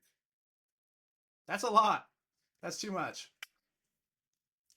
That is way too much. And also, it was too expensive to maintain. Because Hallowstreat wasn't really updated to version 3 it uses components for version 3. That costed $50 per month instead of what it costs now to run, which is $20, because it's all on one server. Hallowstreat has the bot itself, the database, all the tech, all the cache, all on one server, and it is much cheaper to maintain. If I migrated each bot to V3 with how everything is, it would probably cost $20 to $30 more per bot, if I'm being honest. Because I would have to scale up my resources on all the servers to basically handle this.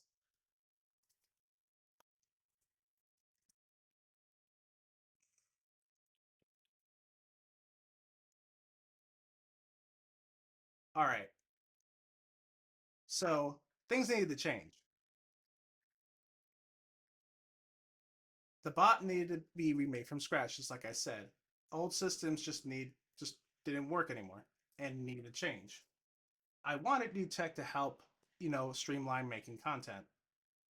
I wanted to basically just have something made or something to use that allowed me to just make things much faster, whether I'm at home or on mobile. And there are better ways to handle the use cases like the leaderboards, where instead of just manually calculating every single time it is pulled, it is stored in a way that is manageable, separate from the database, but is still updated. And it was time for a change. Now, when I released this thing, and as I worked with this last month, here's what I figured out worked with V4. Latency stayed pretty much the same as V2. Between 20 milliseconds to 50 milliseconds, that was the average amount of latency. Even with 15,000 servers, 3 million people, that was still, it was amazing. Like, it was so much better than V3 or V2, which is what Hallowstreat Legacy is. It uses 20 times less resources under this load. Right now, and even the past few weeks while everyone was still using the bot, the CPU utilization only capped out at pretty much 20%. And that was rare. The average is about 10 to 15% utilization for the CPU. So what I made worked. What I built worked. And it didn't crash every, few hours because it overloaded everything to red. And you probably noticed this too, Leon.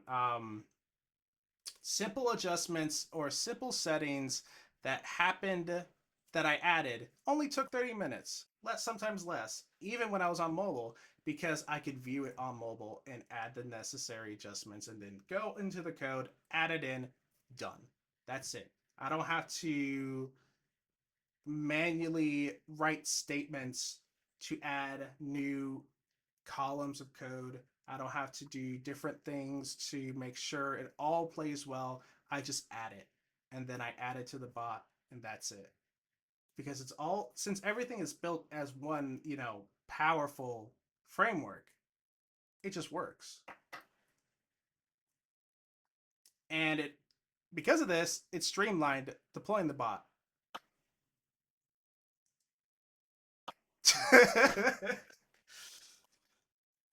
I mean, it took a lot of processing because you got to remember, with the initial release of this happened, the latency was basically about the same as V3, and sometimes worse.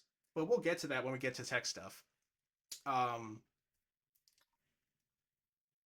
it took about 2 hours to deploy all the tech that I used and the starting, template of the bot to the server, configuring the firewall, make sure it's secure, locked down from the internet entirely, except for some stuff, except for access to, my computer and my phone and all that.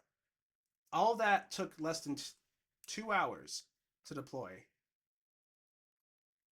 It was just much faster. When with V3, it took about a whole day because four to five 4 to 5 different servers with multiple APIs that I needed to make sure they connected. Because if one is interrupted, it fucks the whole thing. But this was very easy. And because of this, I can port everything easily to other bots. And when we get to the tech showcase, I'll show what I mean. But it just allows me to make different bots under the same framework much quicker. And everything was just faster. Everything was in the green. Once I got this out, once I got all the fixes done, and once I optimized things that were basically bad choices on my part. Now, what did it work initially? When the bot was released, there was a massive memory leak. It would accumulate a gig of memory in the process every, I forgot what I said, 15 to 30 minutes. Now, imagine that deployed to 3 different instances of the bot to handle to handle all the connections. You have 3 gigs now to deal with. It was a bad memory leak. Unneeded optimizations. Some things in the bot that I thought would be a good thing to have just ended up making things slower, so I got rid of them. Discord data syncing up and downloading large servers, eating up latency. Half of the features were not implemented on release, and I didn't even realize it. And I thought they were because I did not manage my time wisely. And even though things were tested locally, it's there's a lot of servers because you gotta remember it's pretty normal to have that size server now. Back then, years ago, I didn't have large servers come up to me and be like, "Hey, we're gonna use this spot. What should I do to set it up?" Back then, I was ecstatic. Now it's normal for me, and I treat them like everyone else because no matter how small or big the community is, they still have the same favor, in my opinion. But you have to adjust for that as well, which is why Legacy Harvestfest needed a special update for those servers because it was sending so much data all at once, and it could not, and the API basically could not receive the whole thing, and it just shut down the connection. So after much trivial and error, I did batching. I did buffered batching, which basically it sends multiple packets of information every, I think, what did I say? 0.2 seconds? Yeah, 200 milliseconds. It sends about 1,000 records.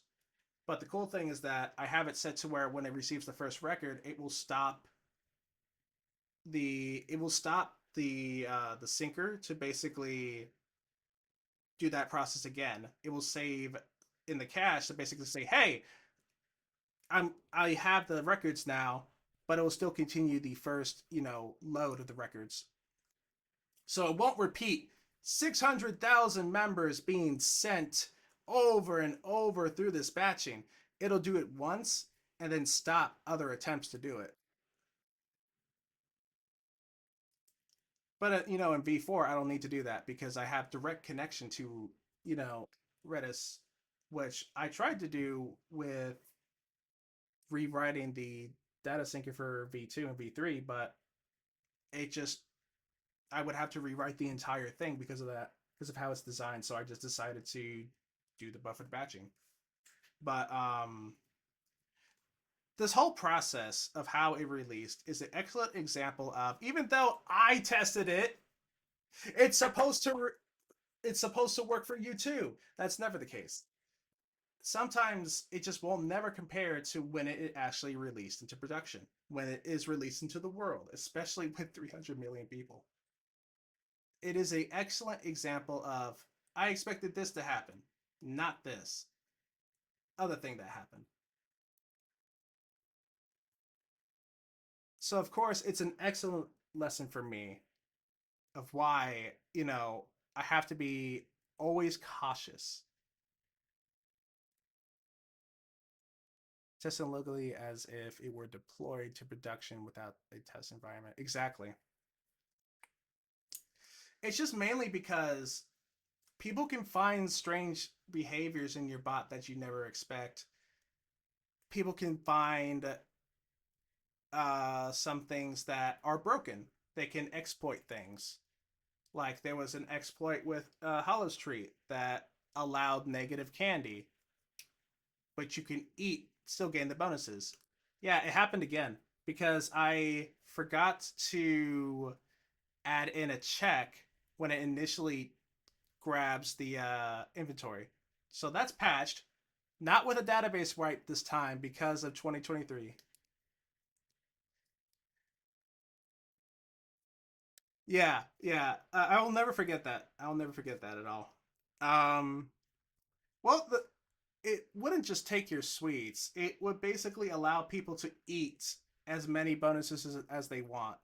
So let's say you want to eat three of the same candy, but you only have two. There's a chance that you can have -1 inventory. The bot doesn't check.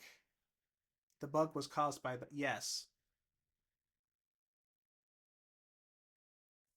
because I have I'm going to explain it in the tech talk, but I have a different way of how I do data operations now, as far as like heavy processing. One part, especially for like when you scare, that checks.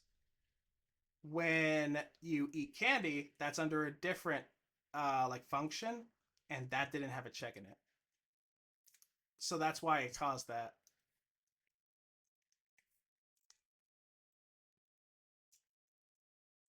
So you would basically just have infinite number of candy, well, infinite number of bonus potentially through candy. Now, the big thing. What have I been up to? I'm not going to go into detail on everything, but I'm basically going to just explain why didn't I do anything for 2024, 2025? Why did I fail to release this update to the bot back in 2024? What have I done to basically improve my, overall well-being? Well, between January and February of 2024, I had massive fucking fatigue. My mental health tanked because of that relationship that I had ended through a cliffhanger just out of nowhere with no context, no discussion about it. It was just like a one and done deal, as well as, multiple deaths, my grandmother, my cat, and my aunt. Just a lot of things for me to process. And after just dealing with, all of that, trying to work is just not healthy, and I needed a break.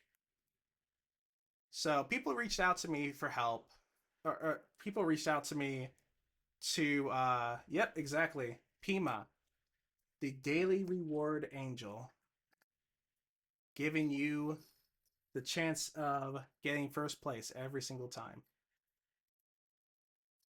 I still love the picture that she drew for it too. It's such a beautiful picture of the cat. But people reached out, helped me regain my strength. Basically, just took a break from game design. I just couldn't muster strength no more.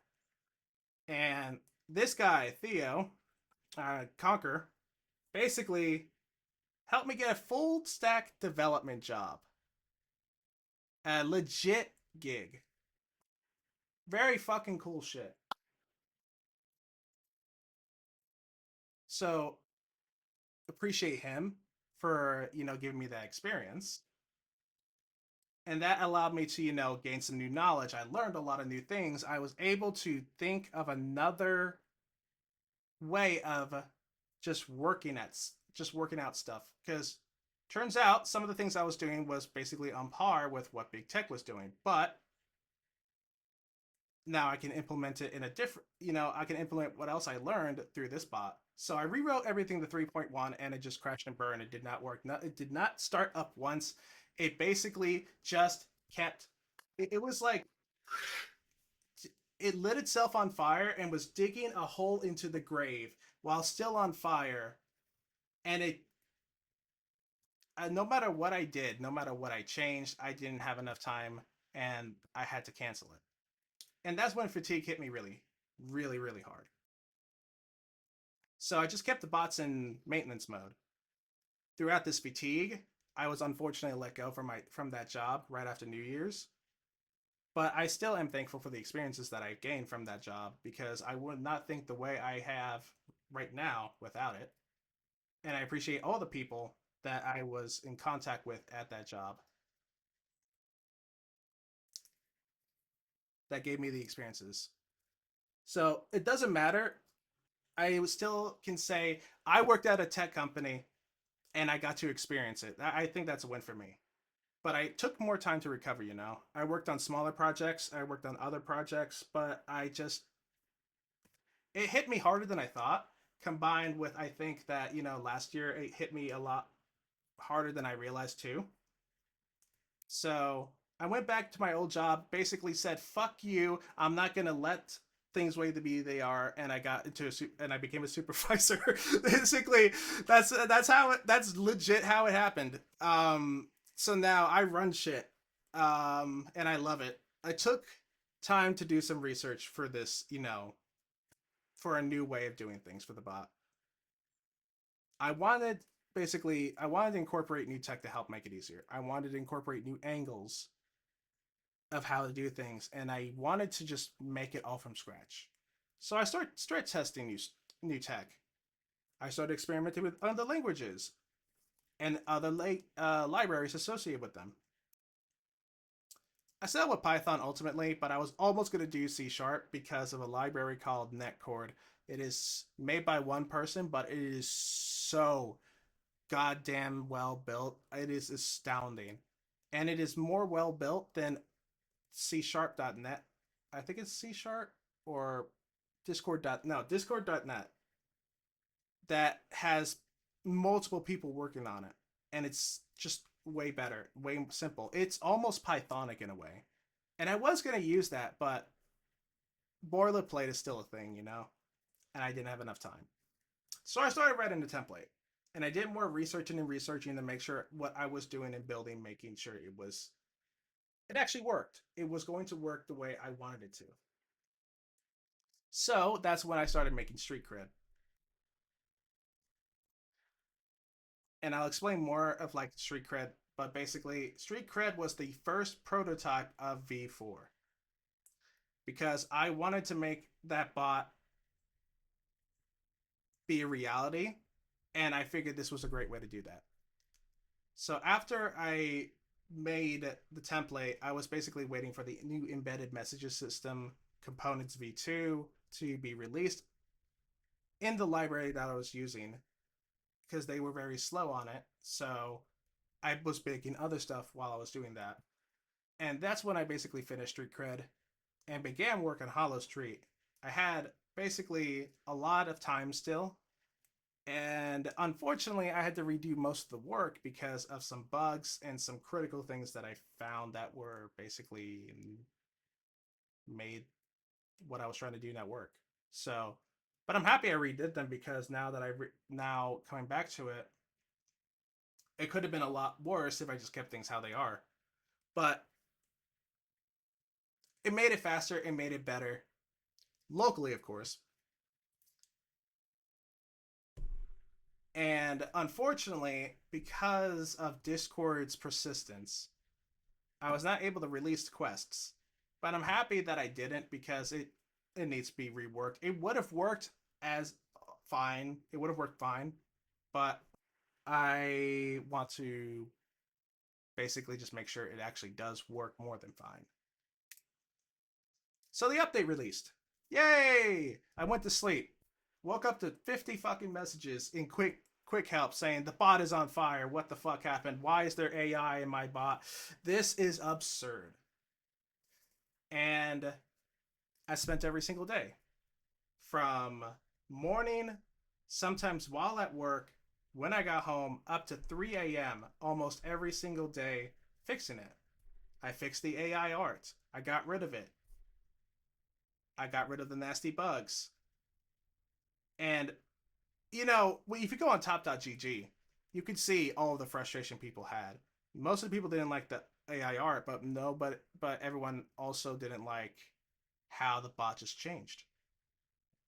Nope, it was completely different. And yeah, I agree because it was missing some features too, but all the commands were named different. It was a completely different bot, but at the same time, it was the same bot. And a lot of people spoke up, which I genuinely appreciate. I can't be a better developer if people keep silent. And I want people to continue speaking their mind because people help make good products. You can't make good products by yourself. You have to have the backing of people to do the best that you can. And the original plan was to just have the AIR as templates. I didn't want that to stay. But because, the bot was basically on fire, I didn't have enough time. And as it became more and more days in the future, it I had to do something about it, which is why I hired two amazing artists, which I will basically say right here. If I go to about and there, you can check out their link trees and their socials right there. Those two people basically made the art that you see right now for two of the drops that are pre-made. But yeah, because of the community that I have, I was able to basically just make the bot better, fix the errors that I did, and go forward. Now, the fires are gone. There's still work that needs to be done. I re-added content, put more fixes out. I added more content that wasn't even in the legacy version of the bot. More ways to add and remove candy. More ways to customize your server. More settings, more things. Basically, to give it a different experience that's better. More content. And then I prioritized bosses and released it after weeks of work. And it paid off. There's a few small bugs that I had to figure out, but that was only like 3 or 4 days worth of like making sure everything was perfect. And once I figured out the latency issue, bosses ran smooth. So smooth. It was astounding. And it all worked in my hand. And then there's the right now the trick or treat command that's going to be releasing either today or tomorrow. So what have I learned? It's a lot more work than expected. Even though I prepped and prepared months beforehand, I still needed another month or two. 2023 deja vu, anyone? Where everything was on fire, constantly making mistakes. But this is why I'm spacing updates out more for all the other bots and giving vague timeframes because I don't want to make a date that I can not promise. Yeah, exactly. It always does, which is why, half of the planned things don't have a specific date because it all depends on the time. I want to make sure I can provide a specific date when I feel confident or when the product is mostly built. Outside scope of talk, but is there a page where I can find all the unique links to your bots? At the moment, there is only, if you go to my support server, there is a bot showcase where you can see all the bots. I am planning on basically making a profile soon. Once, I'm thinking around maybe January or February, once I get a lot of the other stuff done. But I have everything listed in the support server. And you can also go, actually, I can do this.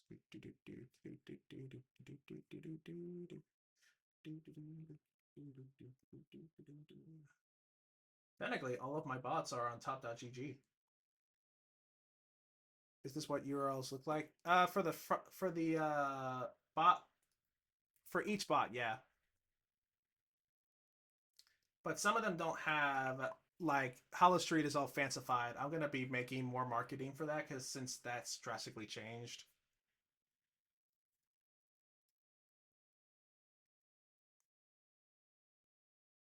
Ooh.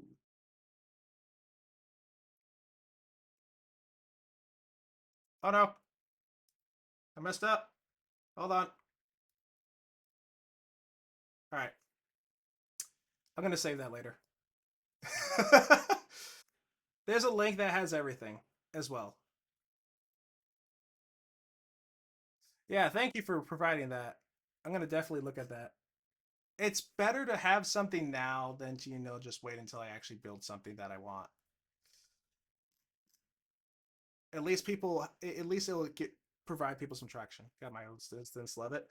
Oh yeah, definitely. I could probably run it on the same instance as my Grafana one, but overall, the amount of work that this took is was honestly worth it. They're a bit goofy on setup. Last question out of scope. What is better, linking Discord bots from TodGG or raw the raw discord.com link I sent earlier? Um,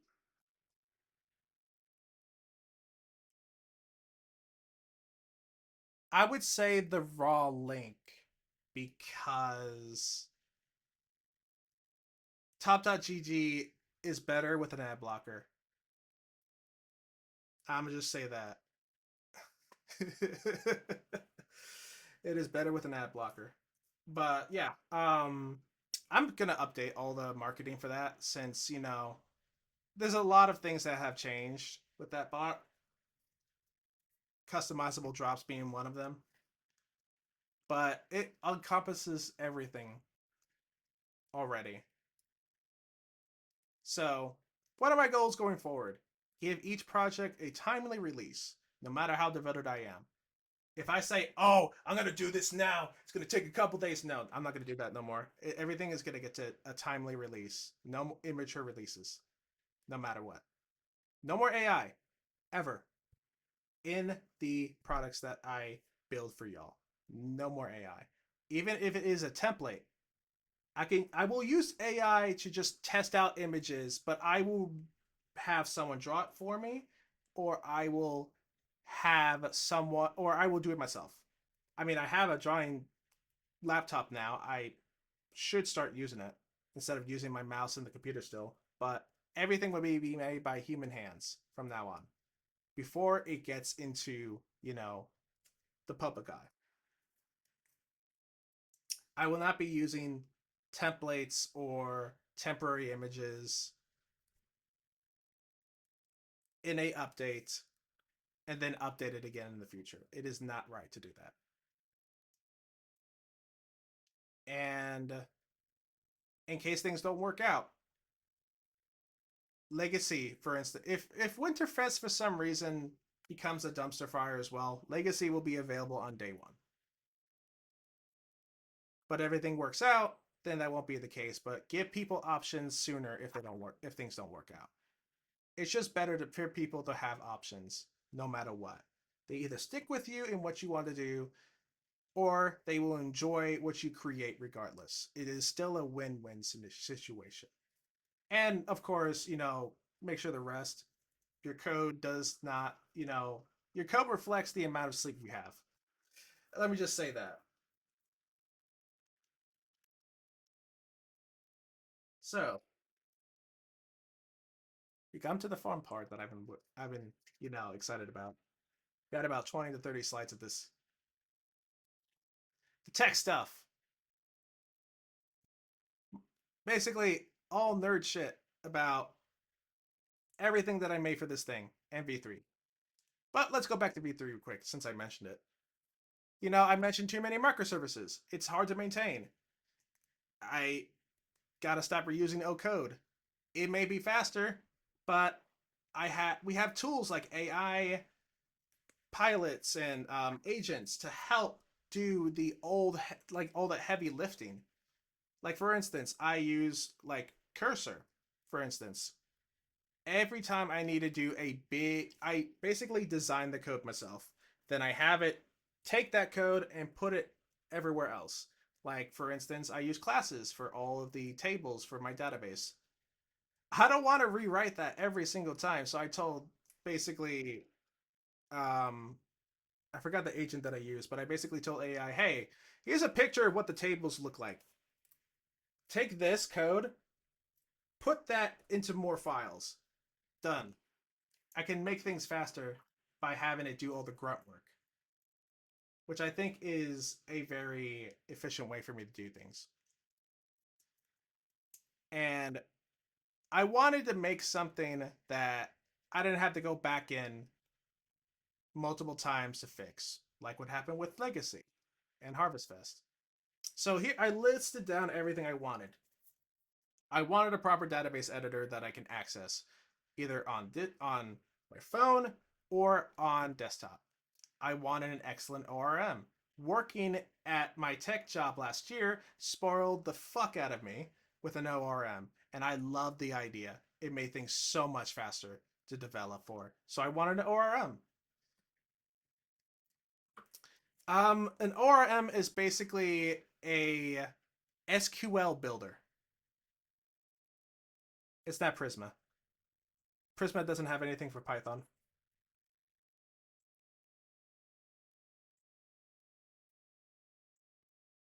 Yeah, exactly. So let's say that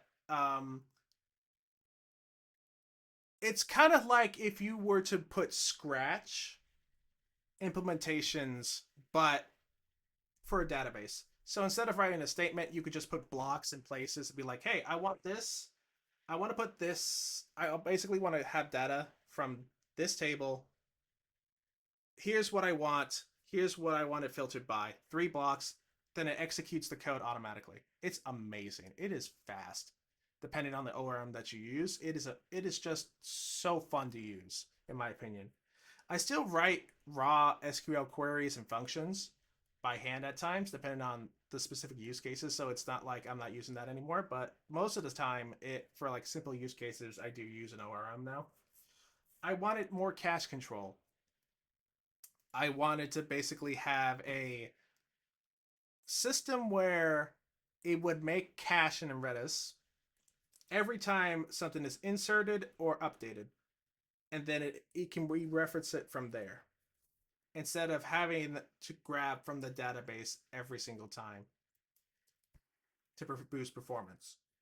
And I wanted a different way to log. I didn't want log files no more. I wanted to have a logger in place or a database of sorts to have all my logs stored there that is safe and I can view, on my mobile device and my computer, no matter where I am, I can see how the pot is performing. If someone has an error, okay, I can look it up real quick instead of having to SSH into the server, download the file, read the file, realize it's the wrong cluster, go back and re-download another cluster. I can do that. I can view all of it within a database and then, on a website. I wanted S3 bucket support. I wanted to host my own S3 bucket and not have to pay, fees or a subscription for anything. It's absurd. Even with Cloudflare buckets, it's very generous for what they have, but having it to production on this scale, oh, that will get expensive. Yep, I use Minio, but I'll show you what that is in combination of. Everything I can host myself, of course. Everything has to be self-hosted, no matter what tech I use. I want to stay away from cloud services. I do not make enough money to justify that expense, and I want it to perform well. Yeah,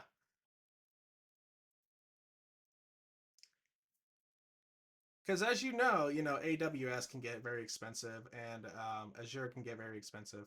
If you want to switch to Cloudflare, let me know. I'll try to hook you up. You mean to switch from Cloudflare? Because I use Cloudflare right now.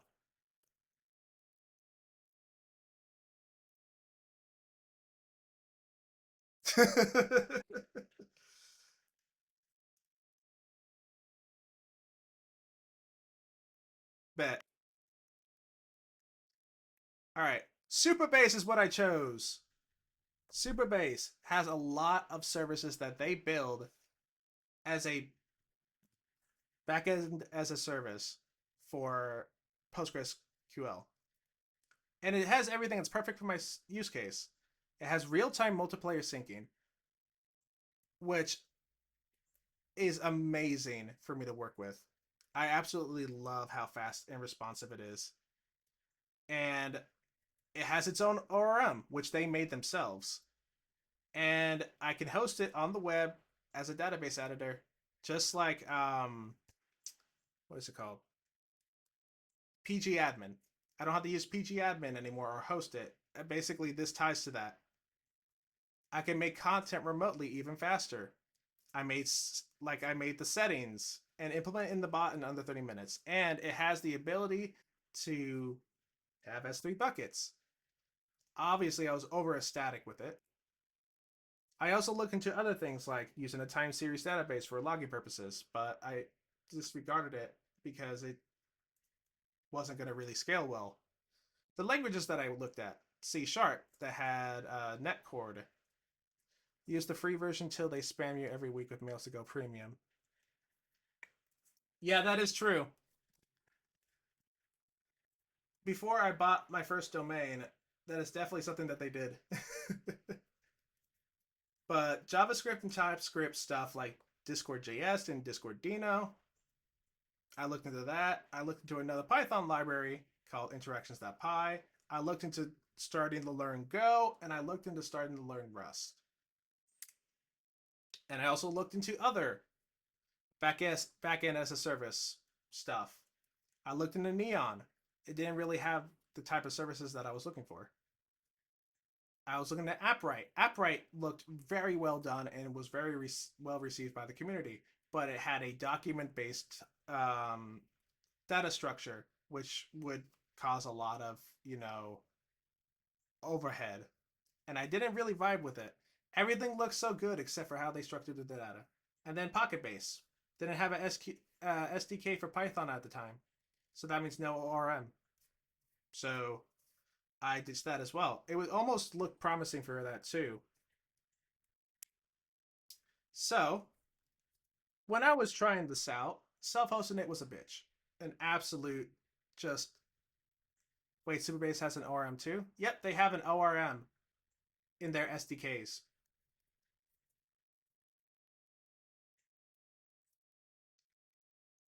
Which is awesome.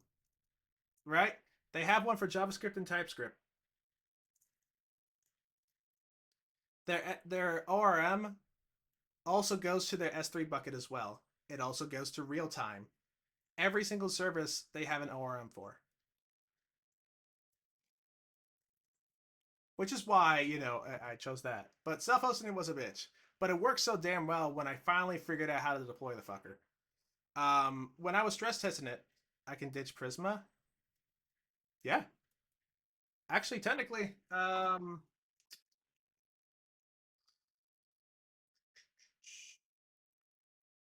let me send y'all a nice little GitHub repository of a automated way to self-host this because this is what I use.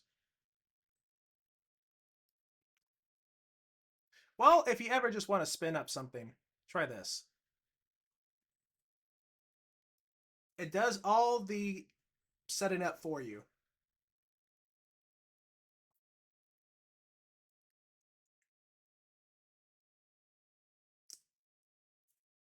And it's still being updated pretty much weekly or every 2 weeks to the most up-to-date versions of the images for Docker. But it takes 5 minutes to just get working. It is amazing. And I use Caddy because Nginx, I got tired of it, so I use Caddy instead. It's much easier for me to handle. And I use Athena to basically authenticate the Cloudflare DNS to keep everything just much more secure. But when I was stress testing this, I was basically spamming requests to upload data, or basically upload images to the bucket, download images, and delete it. And it could handle 1,000 simultaneous requests on a basically, how much did I pay? I think I paid like $10 for the VPS, and it still had only it was still under 40% CPU load. I was able to update, insert, and delete 1 million records a second,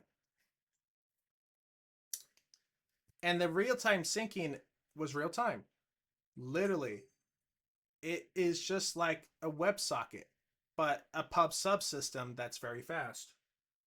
I mean, that's essentially what it is. It's a pub subsystem, but it's very, very efficient. Now, when I was looking to C sharp, it's very well, this library is very well built, right? But the docs were very lacking, which was the ultimate deciding factor of why I didn't go with it. Can you run them on Unix sockets? Oh, I haven't looked into it.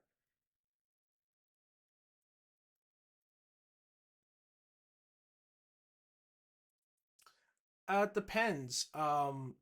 If you do it outside the SDK, yeah,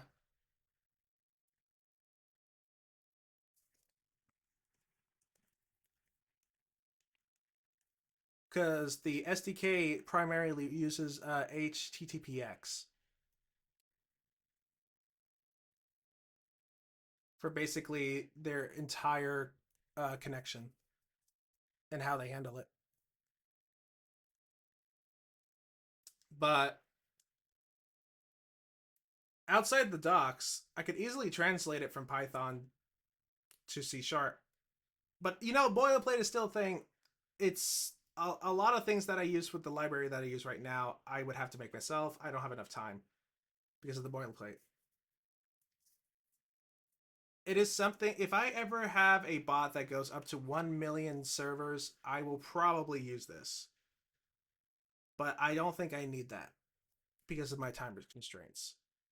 So, the, what I wanted to have in this prototype for V4, I wanted a Lego block structure, modules that could be hot loaded, and even nested submodules that could be hot loaded at any given time. I wanted a global connection pool inside the process. I didn't have to pass parameters. It would just live inside. Or I didn't want to pass parameters inside of each function just to do, to interact with the connection pool. I wanted to be global inside the process that could be grabbed anywhere at any time. That would make it easier for me to just build it out. I wanted decorators to check the if a member exists in the server, if there's data that is missing, instead of having to copy and paste the code, I would just have a decorator that would do it all for me. And I wanted an in-depth automatic logging system, which is where Grafana was which was what Grafana was used for. And I'll explain more about that in a minute. Um, I wanted a write through cache system, which is what I explained before. Anytime you update or insert something into the database, it updates into the cache, and then you select that instead. And if it doesn't exist, it would grab the database again. I wanted nested class management. Basically, for the ORM, it's just dictionaries and JSON data. Um, I wanted to rewrite the system to basically automatically convert it into classes, but also store any nested classes that were existing as parameters to make it easier for me to manage. And I wanted and I wanted to rebuild the automatic cache converter, which converts the JSON data to Redis, Redis to JSON data, real easily, using instead using the identifier key structure that you and I talked about before, Leon. So I began blueprinting this stuff, right? I still wasn't in the mindset of I didn't want I didn't want microservices anymore. So I just wanted to get rid of some of them. One, the bot itself would be the front end. A microservice would handle all the back end logic, while there'll be a microservice for the Discord data and then a microservice for the database. Then I decided no, we're not going to do that. We're going to have two microservices. We're going to have one microservice that interacts with the database and does all of the back end stuff, with the front end being the bot itself, and then just having Redis interact with the back end. But I didn't like that either. So what I did was, when I got really into the mindset of what Supabase was able to do, all the heavy backend logic is now part of Supabase instead. I wrote Postgres functions to handle all of the database operations instead of just writing it out. And the ORM is just for simple stuff or simple checks. That's it. That way, Supabase and Postgres can handle all of the heavy calculations that it needs to do, like adding 10,000 items to multiple members at once. Just have Supabase do that. I mean, it's a backend as a service. Why shouldn't I be using that? I need to offload it to the tech that I need to use, or the tech that I use, instead of just building it myself. The only other thing is that I did make a microservice for the image API, but I was afraid that even though each image does take 20th of a second to generate, that it would back up inside the bot. Because the bot handles pretty much everything, despite it being the front end. It has some back end logic to it, but it also doesn't bottleneck at all, thankfully. It connects with Redis directly, it connects with the API directly, it connects with Supabase directly, while also giving instructions of what it needs to do for each, thing. And that's where ultimately this is right now. The bot itself handles pretty much all of the communication, and then it grabs the data that it needs to, or tells certain services like Supabase or the image API what it needs to do, and then receives the data from it. So here's a little preview of what this looks like. You have many different tables with the name of the table on the left, and then on the right you can see how the total amount of storage that each table has, as well as the amount of records for that table. So there is almost 7 million records for the candy inventory. Zoom in. I can do this actually. Um, let's see here. Do I have the picture saved? I don't think I have the picture saved for yet. Oh, it won't let me zoom in. Yeah, let me see about this. There we go.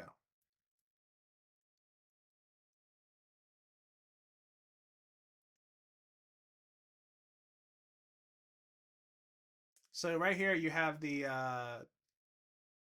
name. Yeah, there's a lot of tables.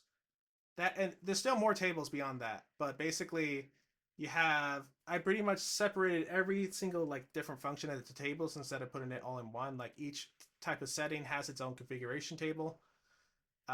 Each different thing, like this was supposed to be in the bot, but it didn't get used. You would be able to customize your own bonuses, but that's still in the bot just in case. There are different configurations for this. This is for the developer messages, just two different tables. One for seeing if the user has seen it, and one for the actual message itself. And not even a gig, even though it's this many, because I optimized the fuck out of pretty much every single table of what it only needs. I don't understand this though.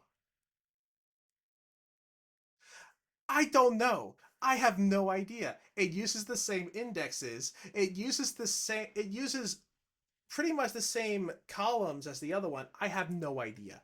I have spent I think 4 days trying to figure that out. And I was just like, "You know what? I give up. It's not a problem right now. I'll figure out later." This is the biggest confusion that I have. I have no idea why it does that. Like it's the exact carbon copy, except it has one. It doesn't have the quantity part of the table.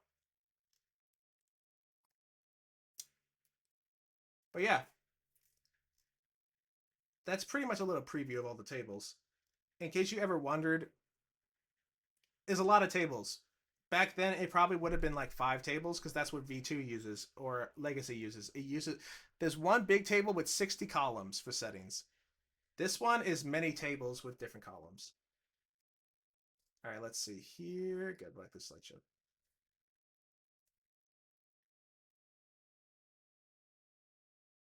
So as I was building this out, I wanted to see how it handles function. This was about the stage that I wanted to see how it handled functions instead of using the ORM for much of the heavy processing.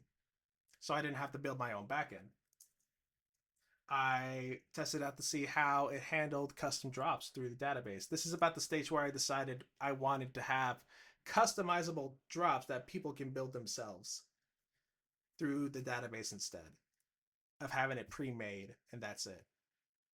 And I wanted to see how far can I push this? How much more can I do? And honestly, I haven't seen the limit of this what this thing can do. So I started making it for Street Cred. This is the first instance.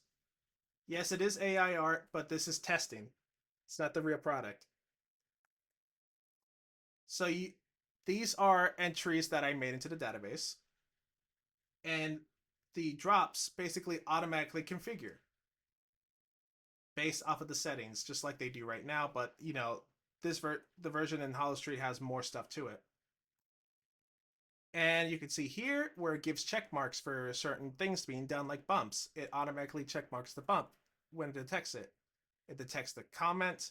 It detects the this message here, and it detects the user, and then it gives a check mark.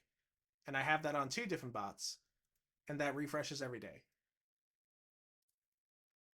So it does work. Quests do work. This is proof. It's not all just talk. And this was my first iteration of the image leaderboards. And you know, it's ugly.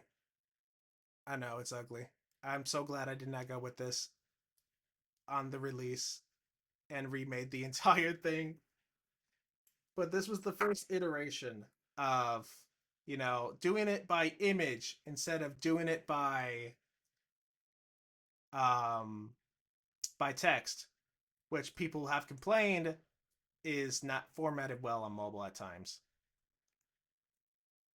Now, to the Lego structure. It has 2 basically types of modules. There's the base modules. This has to be included inside of the bot, otherwise it will not work. Inside the base modules are submodules for the connection pools and the memory tracker. Tracks all the memory to make sure that nothing. Well, now it has a memory tracker because of the memory leak, which was a nasty one. The logger system and any dependencies that go to that. And there's 3 modules for the external modules. You have Hallowstreat, all the logic that goes inside of there. You have Premium, and you have Discord data. And the cool thing is, if you take this and put it into another bot, like if I took Premium and slapped it into another bot, it would just work. It automatically takes the environment variables that are part of that module. It takes all the functionalities, and it just works because it doesn't rely on another module. And that's the point of how the system is built. Each one is independent. So it's easier to update other bots because I can just copy and I can basically just overwrite the module that exists on the other bots with the fix that I have for that specific module. And it works well. It really works well. There's still more that I want to do, like specifics of like this, so I can have how it collects data be a carbon copy and translate it to other bots, but that's something I need to figure out in the long scheme of things. Now, each module has a certain structure to it. There is an API directory that has all the API related calls and connections that it does to grab the data. So any call that is made to the database goes in here. Then you have the autocomplete directory that basically um, has all the autocomplete logic inside of it and buffers and cache that it stores inside of this directory to make sure that it provides all the answers. You have the cogs, which are just commands. Nothing else exists in there since they're all split up into other directories. You have components, which are buttons, other interaction items like select menus, file uploads, all that stuff. And then you have the views, which are basically how it all ties and puts together. And all of that is separated into separate files, into separate classes. That way it's nice and organized. Dependencies. They're just extra methods of small tasks. So like if I want this to have a check, it would go in here. If I had if I wanted data to be organized in a certain way, like if I wanted a list of candy to show only the emojis, it would go in here. Small tasks only, nothing goes beyond that scope. But it allows, oh, nope, we're not done yet. It allows me to basically just organize data that could be used in other, parts of the bot. This doesn't really have much. It's just for the help command, since I will be using the database for all of my dictionary database logic from now on, which is how, it's able to grab the candy. Because the candy database, like all the records of the candy, the name, the emoji, and the values, and all that, and the bonuses, that used to be in the JSON file. Now it's not. It's now in the database. And if I want to add new candy, all I have to do is just make a new record. That's why I love this thing. It allows me to do that easily. I can make a candy right now and slap it on the bot, and it would just update it real time. I wouldn't even have to touch the bot. I could just add new candy whenever I want. And that's the coolest thing about this. It allows me to make content easier. Yep, I designed this bot to automatically update based off of the content that it has. That's why all item database related logic is in Postgres instead.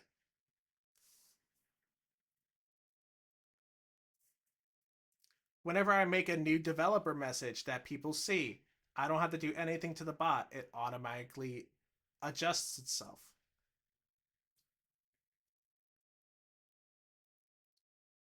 Nothing is hard coded. It is all dynamic. Yep, they are in the database. I think I have another picture. If not, I can show you later. Does it get pulled? It does get pulled.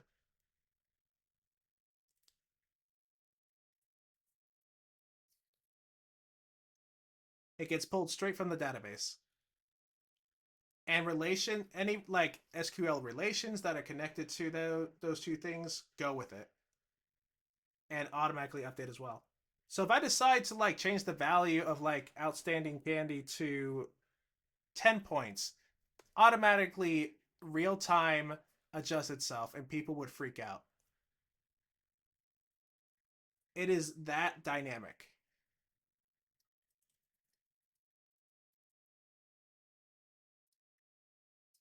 Which is my main goal. Dynamic and modular. I love that. I love making dynamic and modular things. I love, love, love doing that. It is amazing. But I'm getting off topic here. Schemas, basically data classes for each table. So now with that all in mind, and you know, Street Cred is built. Prototype, final prototype for the actual 4.0 is built, or like blueprinted. Now it's time to build the thing. So when I actually built the server and ported the like blank framework, it took less than 2 hours. Like I said, very easy. Everything was up and ready for me to use. And since everything was already pre-built in the bot, all I had to do was just make the system specifically for, what Hallowstreat is. But because of time constraints, I scrapped the write through system because of time constraints. And it turns out I didn't really need it at all. So that's a really cool discovery. If there is ever a point to where I do need it, you know, Street Cred is something I can reference it since it has a write through system for every single table already ready to go. But as far as this goes, it doesn't need it, even with so many people using the bot at once. I also rebuilt the class system. I made it basically just um, more performant for how it initializes the classes. I also made subclasses and base classes for how the data is, ran through. Since some tables have a guild ID and some tables have a member ID, I just made base classes for that. But it all coordinates back to the base class that does all of the logic already. So I could just create what I need without writing much code because it all inherits from the base entities that I wrote. I rebuilt the drops to be more modular because some of it was hard coded. I rebuilt them to work a lot better.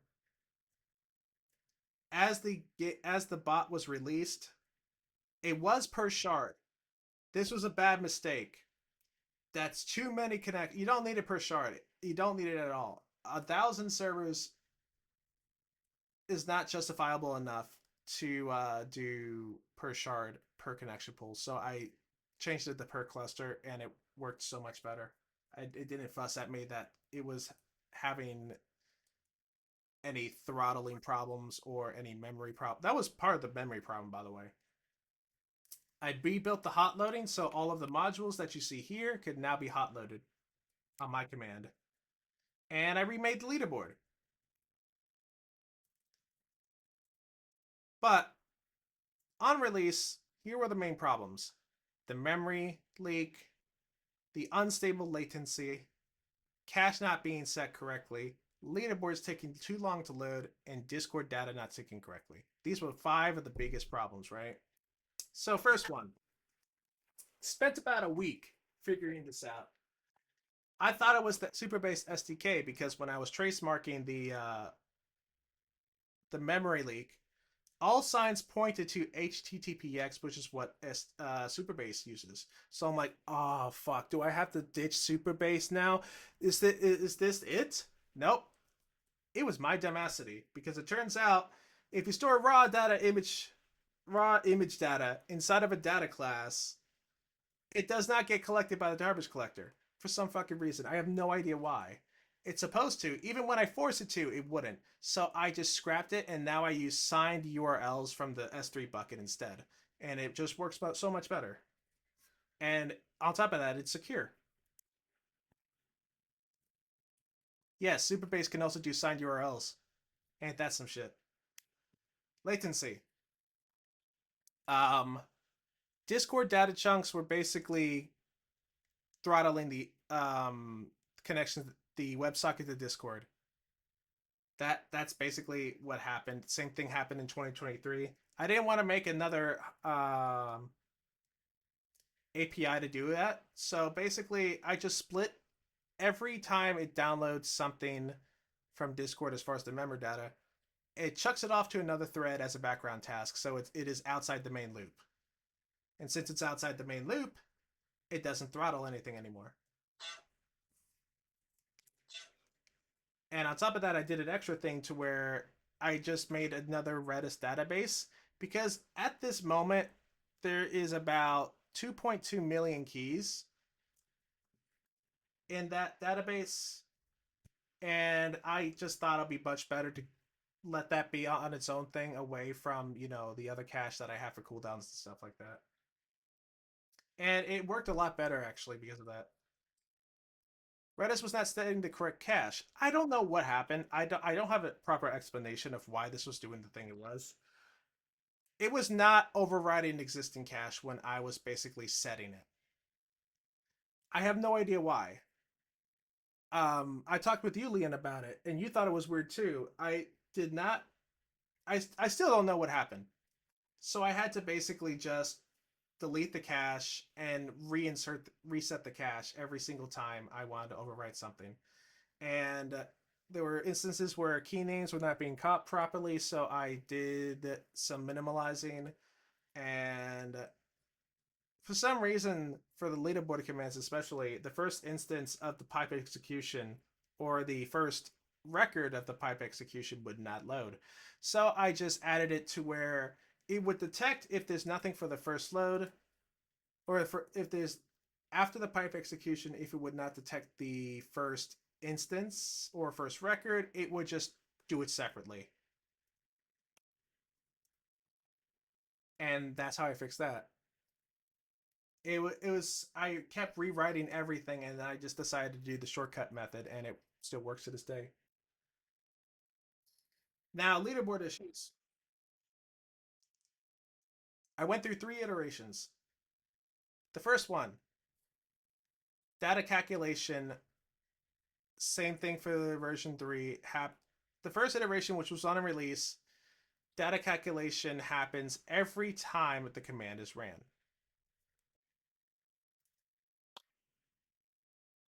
That didn't work, obviously. So we went to iteration 2. Use a sorted set in Redis to keep an instance per leaderboard type. This was excellent. This worked super well.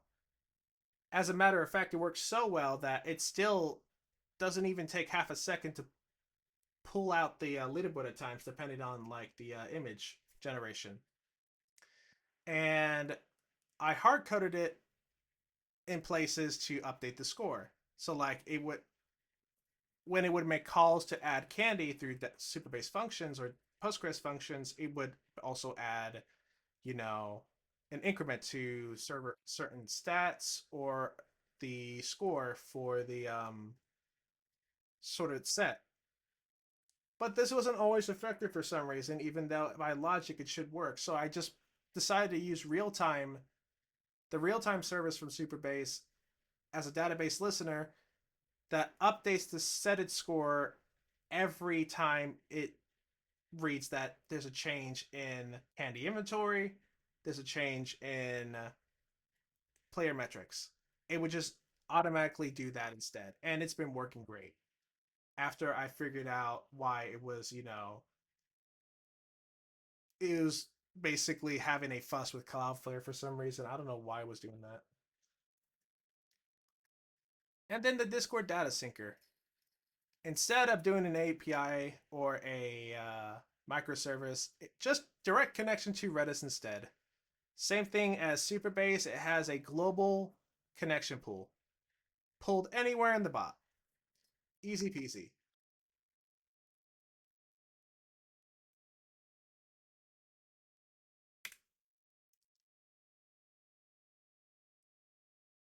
Uh, did I?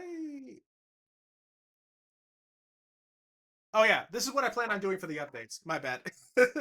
So I'm using a rotation of proxy IPs that are going to be sending webhook messages for the audit logs, and this is going to loop like every 5 to 30 seconds depending on the load that it goes through. And what it's going to do is that it's just going to stack all the events into one message at that time and just goes on from there over and over and over and over. Yep, to avoid rate limits, exactly. I still have to test this out. Most likely, if this doesn't work, then I'll just probably do a 5 to 30 second, what should I call it? a 5 second to 30 second rotation, it will increase the load. It'll basically decrease the time it takes for it to send the message based on how much is happening, which is what I may do too, just in case. But that way, you still have logs for everything. There's no way I could do real-time logs. Absolutely not. But I can grant you logs.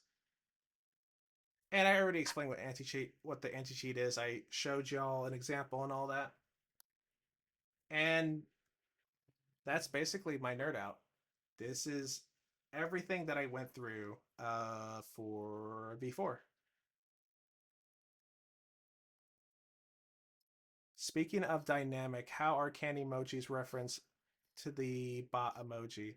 Do you upload them manually through the dev portal, and do you provide the ID in the database? Um, so basically, I do upload them now directly into the dev portal as an application emoji. I store the ID of the emoji and the name of the emoji, and then just put them together. This was incredible talk. It feels like I'm watching Twitch stream or something with zero delay. Remember Twitch days? Man, what a time. 2018, 2019.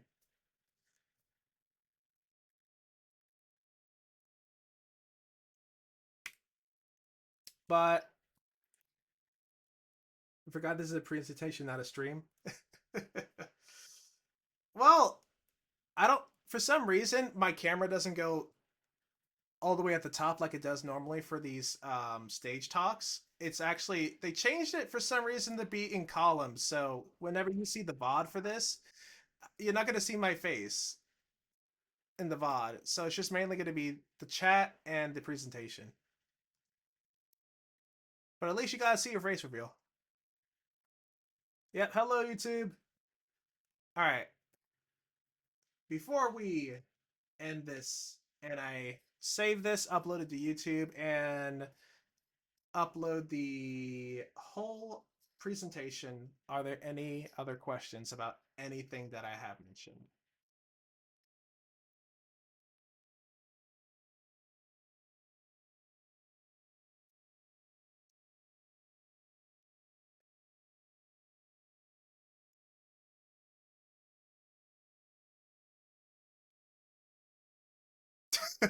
Well, thank you. I did get a haircut a couple days ago. You should have seen me. I was actually growing an afro. The haircut took an hour. I had that much hair. It was crazy.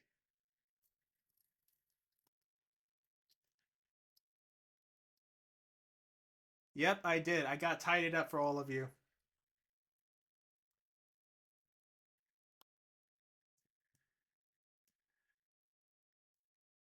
Because the last time I did a presentation was back in 2020, over 5 years. Thank you. So, and I do want to say I plan on doing this catch up thing every year starting in December as kind of like a Nintendo Direct kind of thing, but it'll be called the Wittbot catch up. It'll be much shorter, of course. It'll just highlight plans, what the updates are, whip out catch up, Wittbot catch up, or a K-Wit catch up, or something like that. No, that whip out catch up.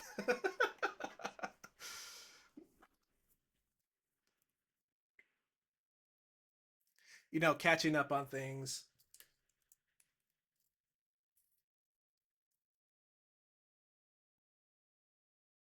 Now the real questions.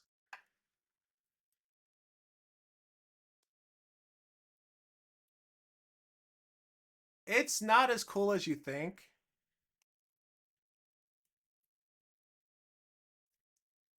My high school teacher, it, uh, my high school teacher called me Kwit because it's my first initial of my first name, and then you have my whole last name, Kwit. It kind of stuck from there.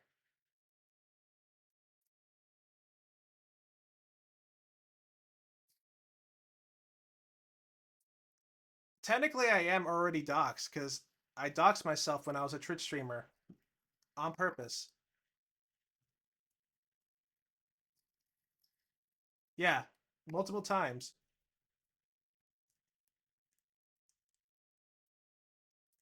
Well, not that kind of dox. I stopped that before, shout out to Blaze for the almost. He almost leaked my address. I stopped it just in time. It almost happened, to be honest. That would have been crazy. My mothers would not be happy with that, if I'm being honest. But yeah, but technically my full name is out there, which I don't have a problem with.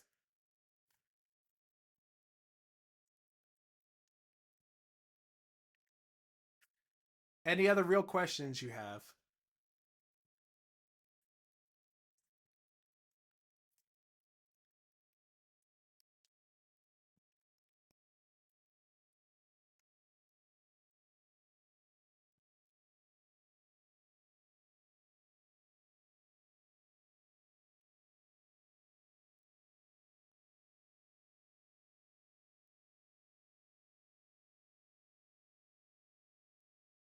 I think we're good.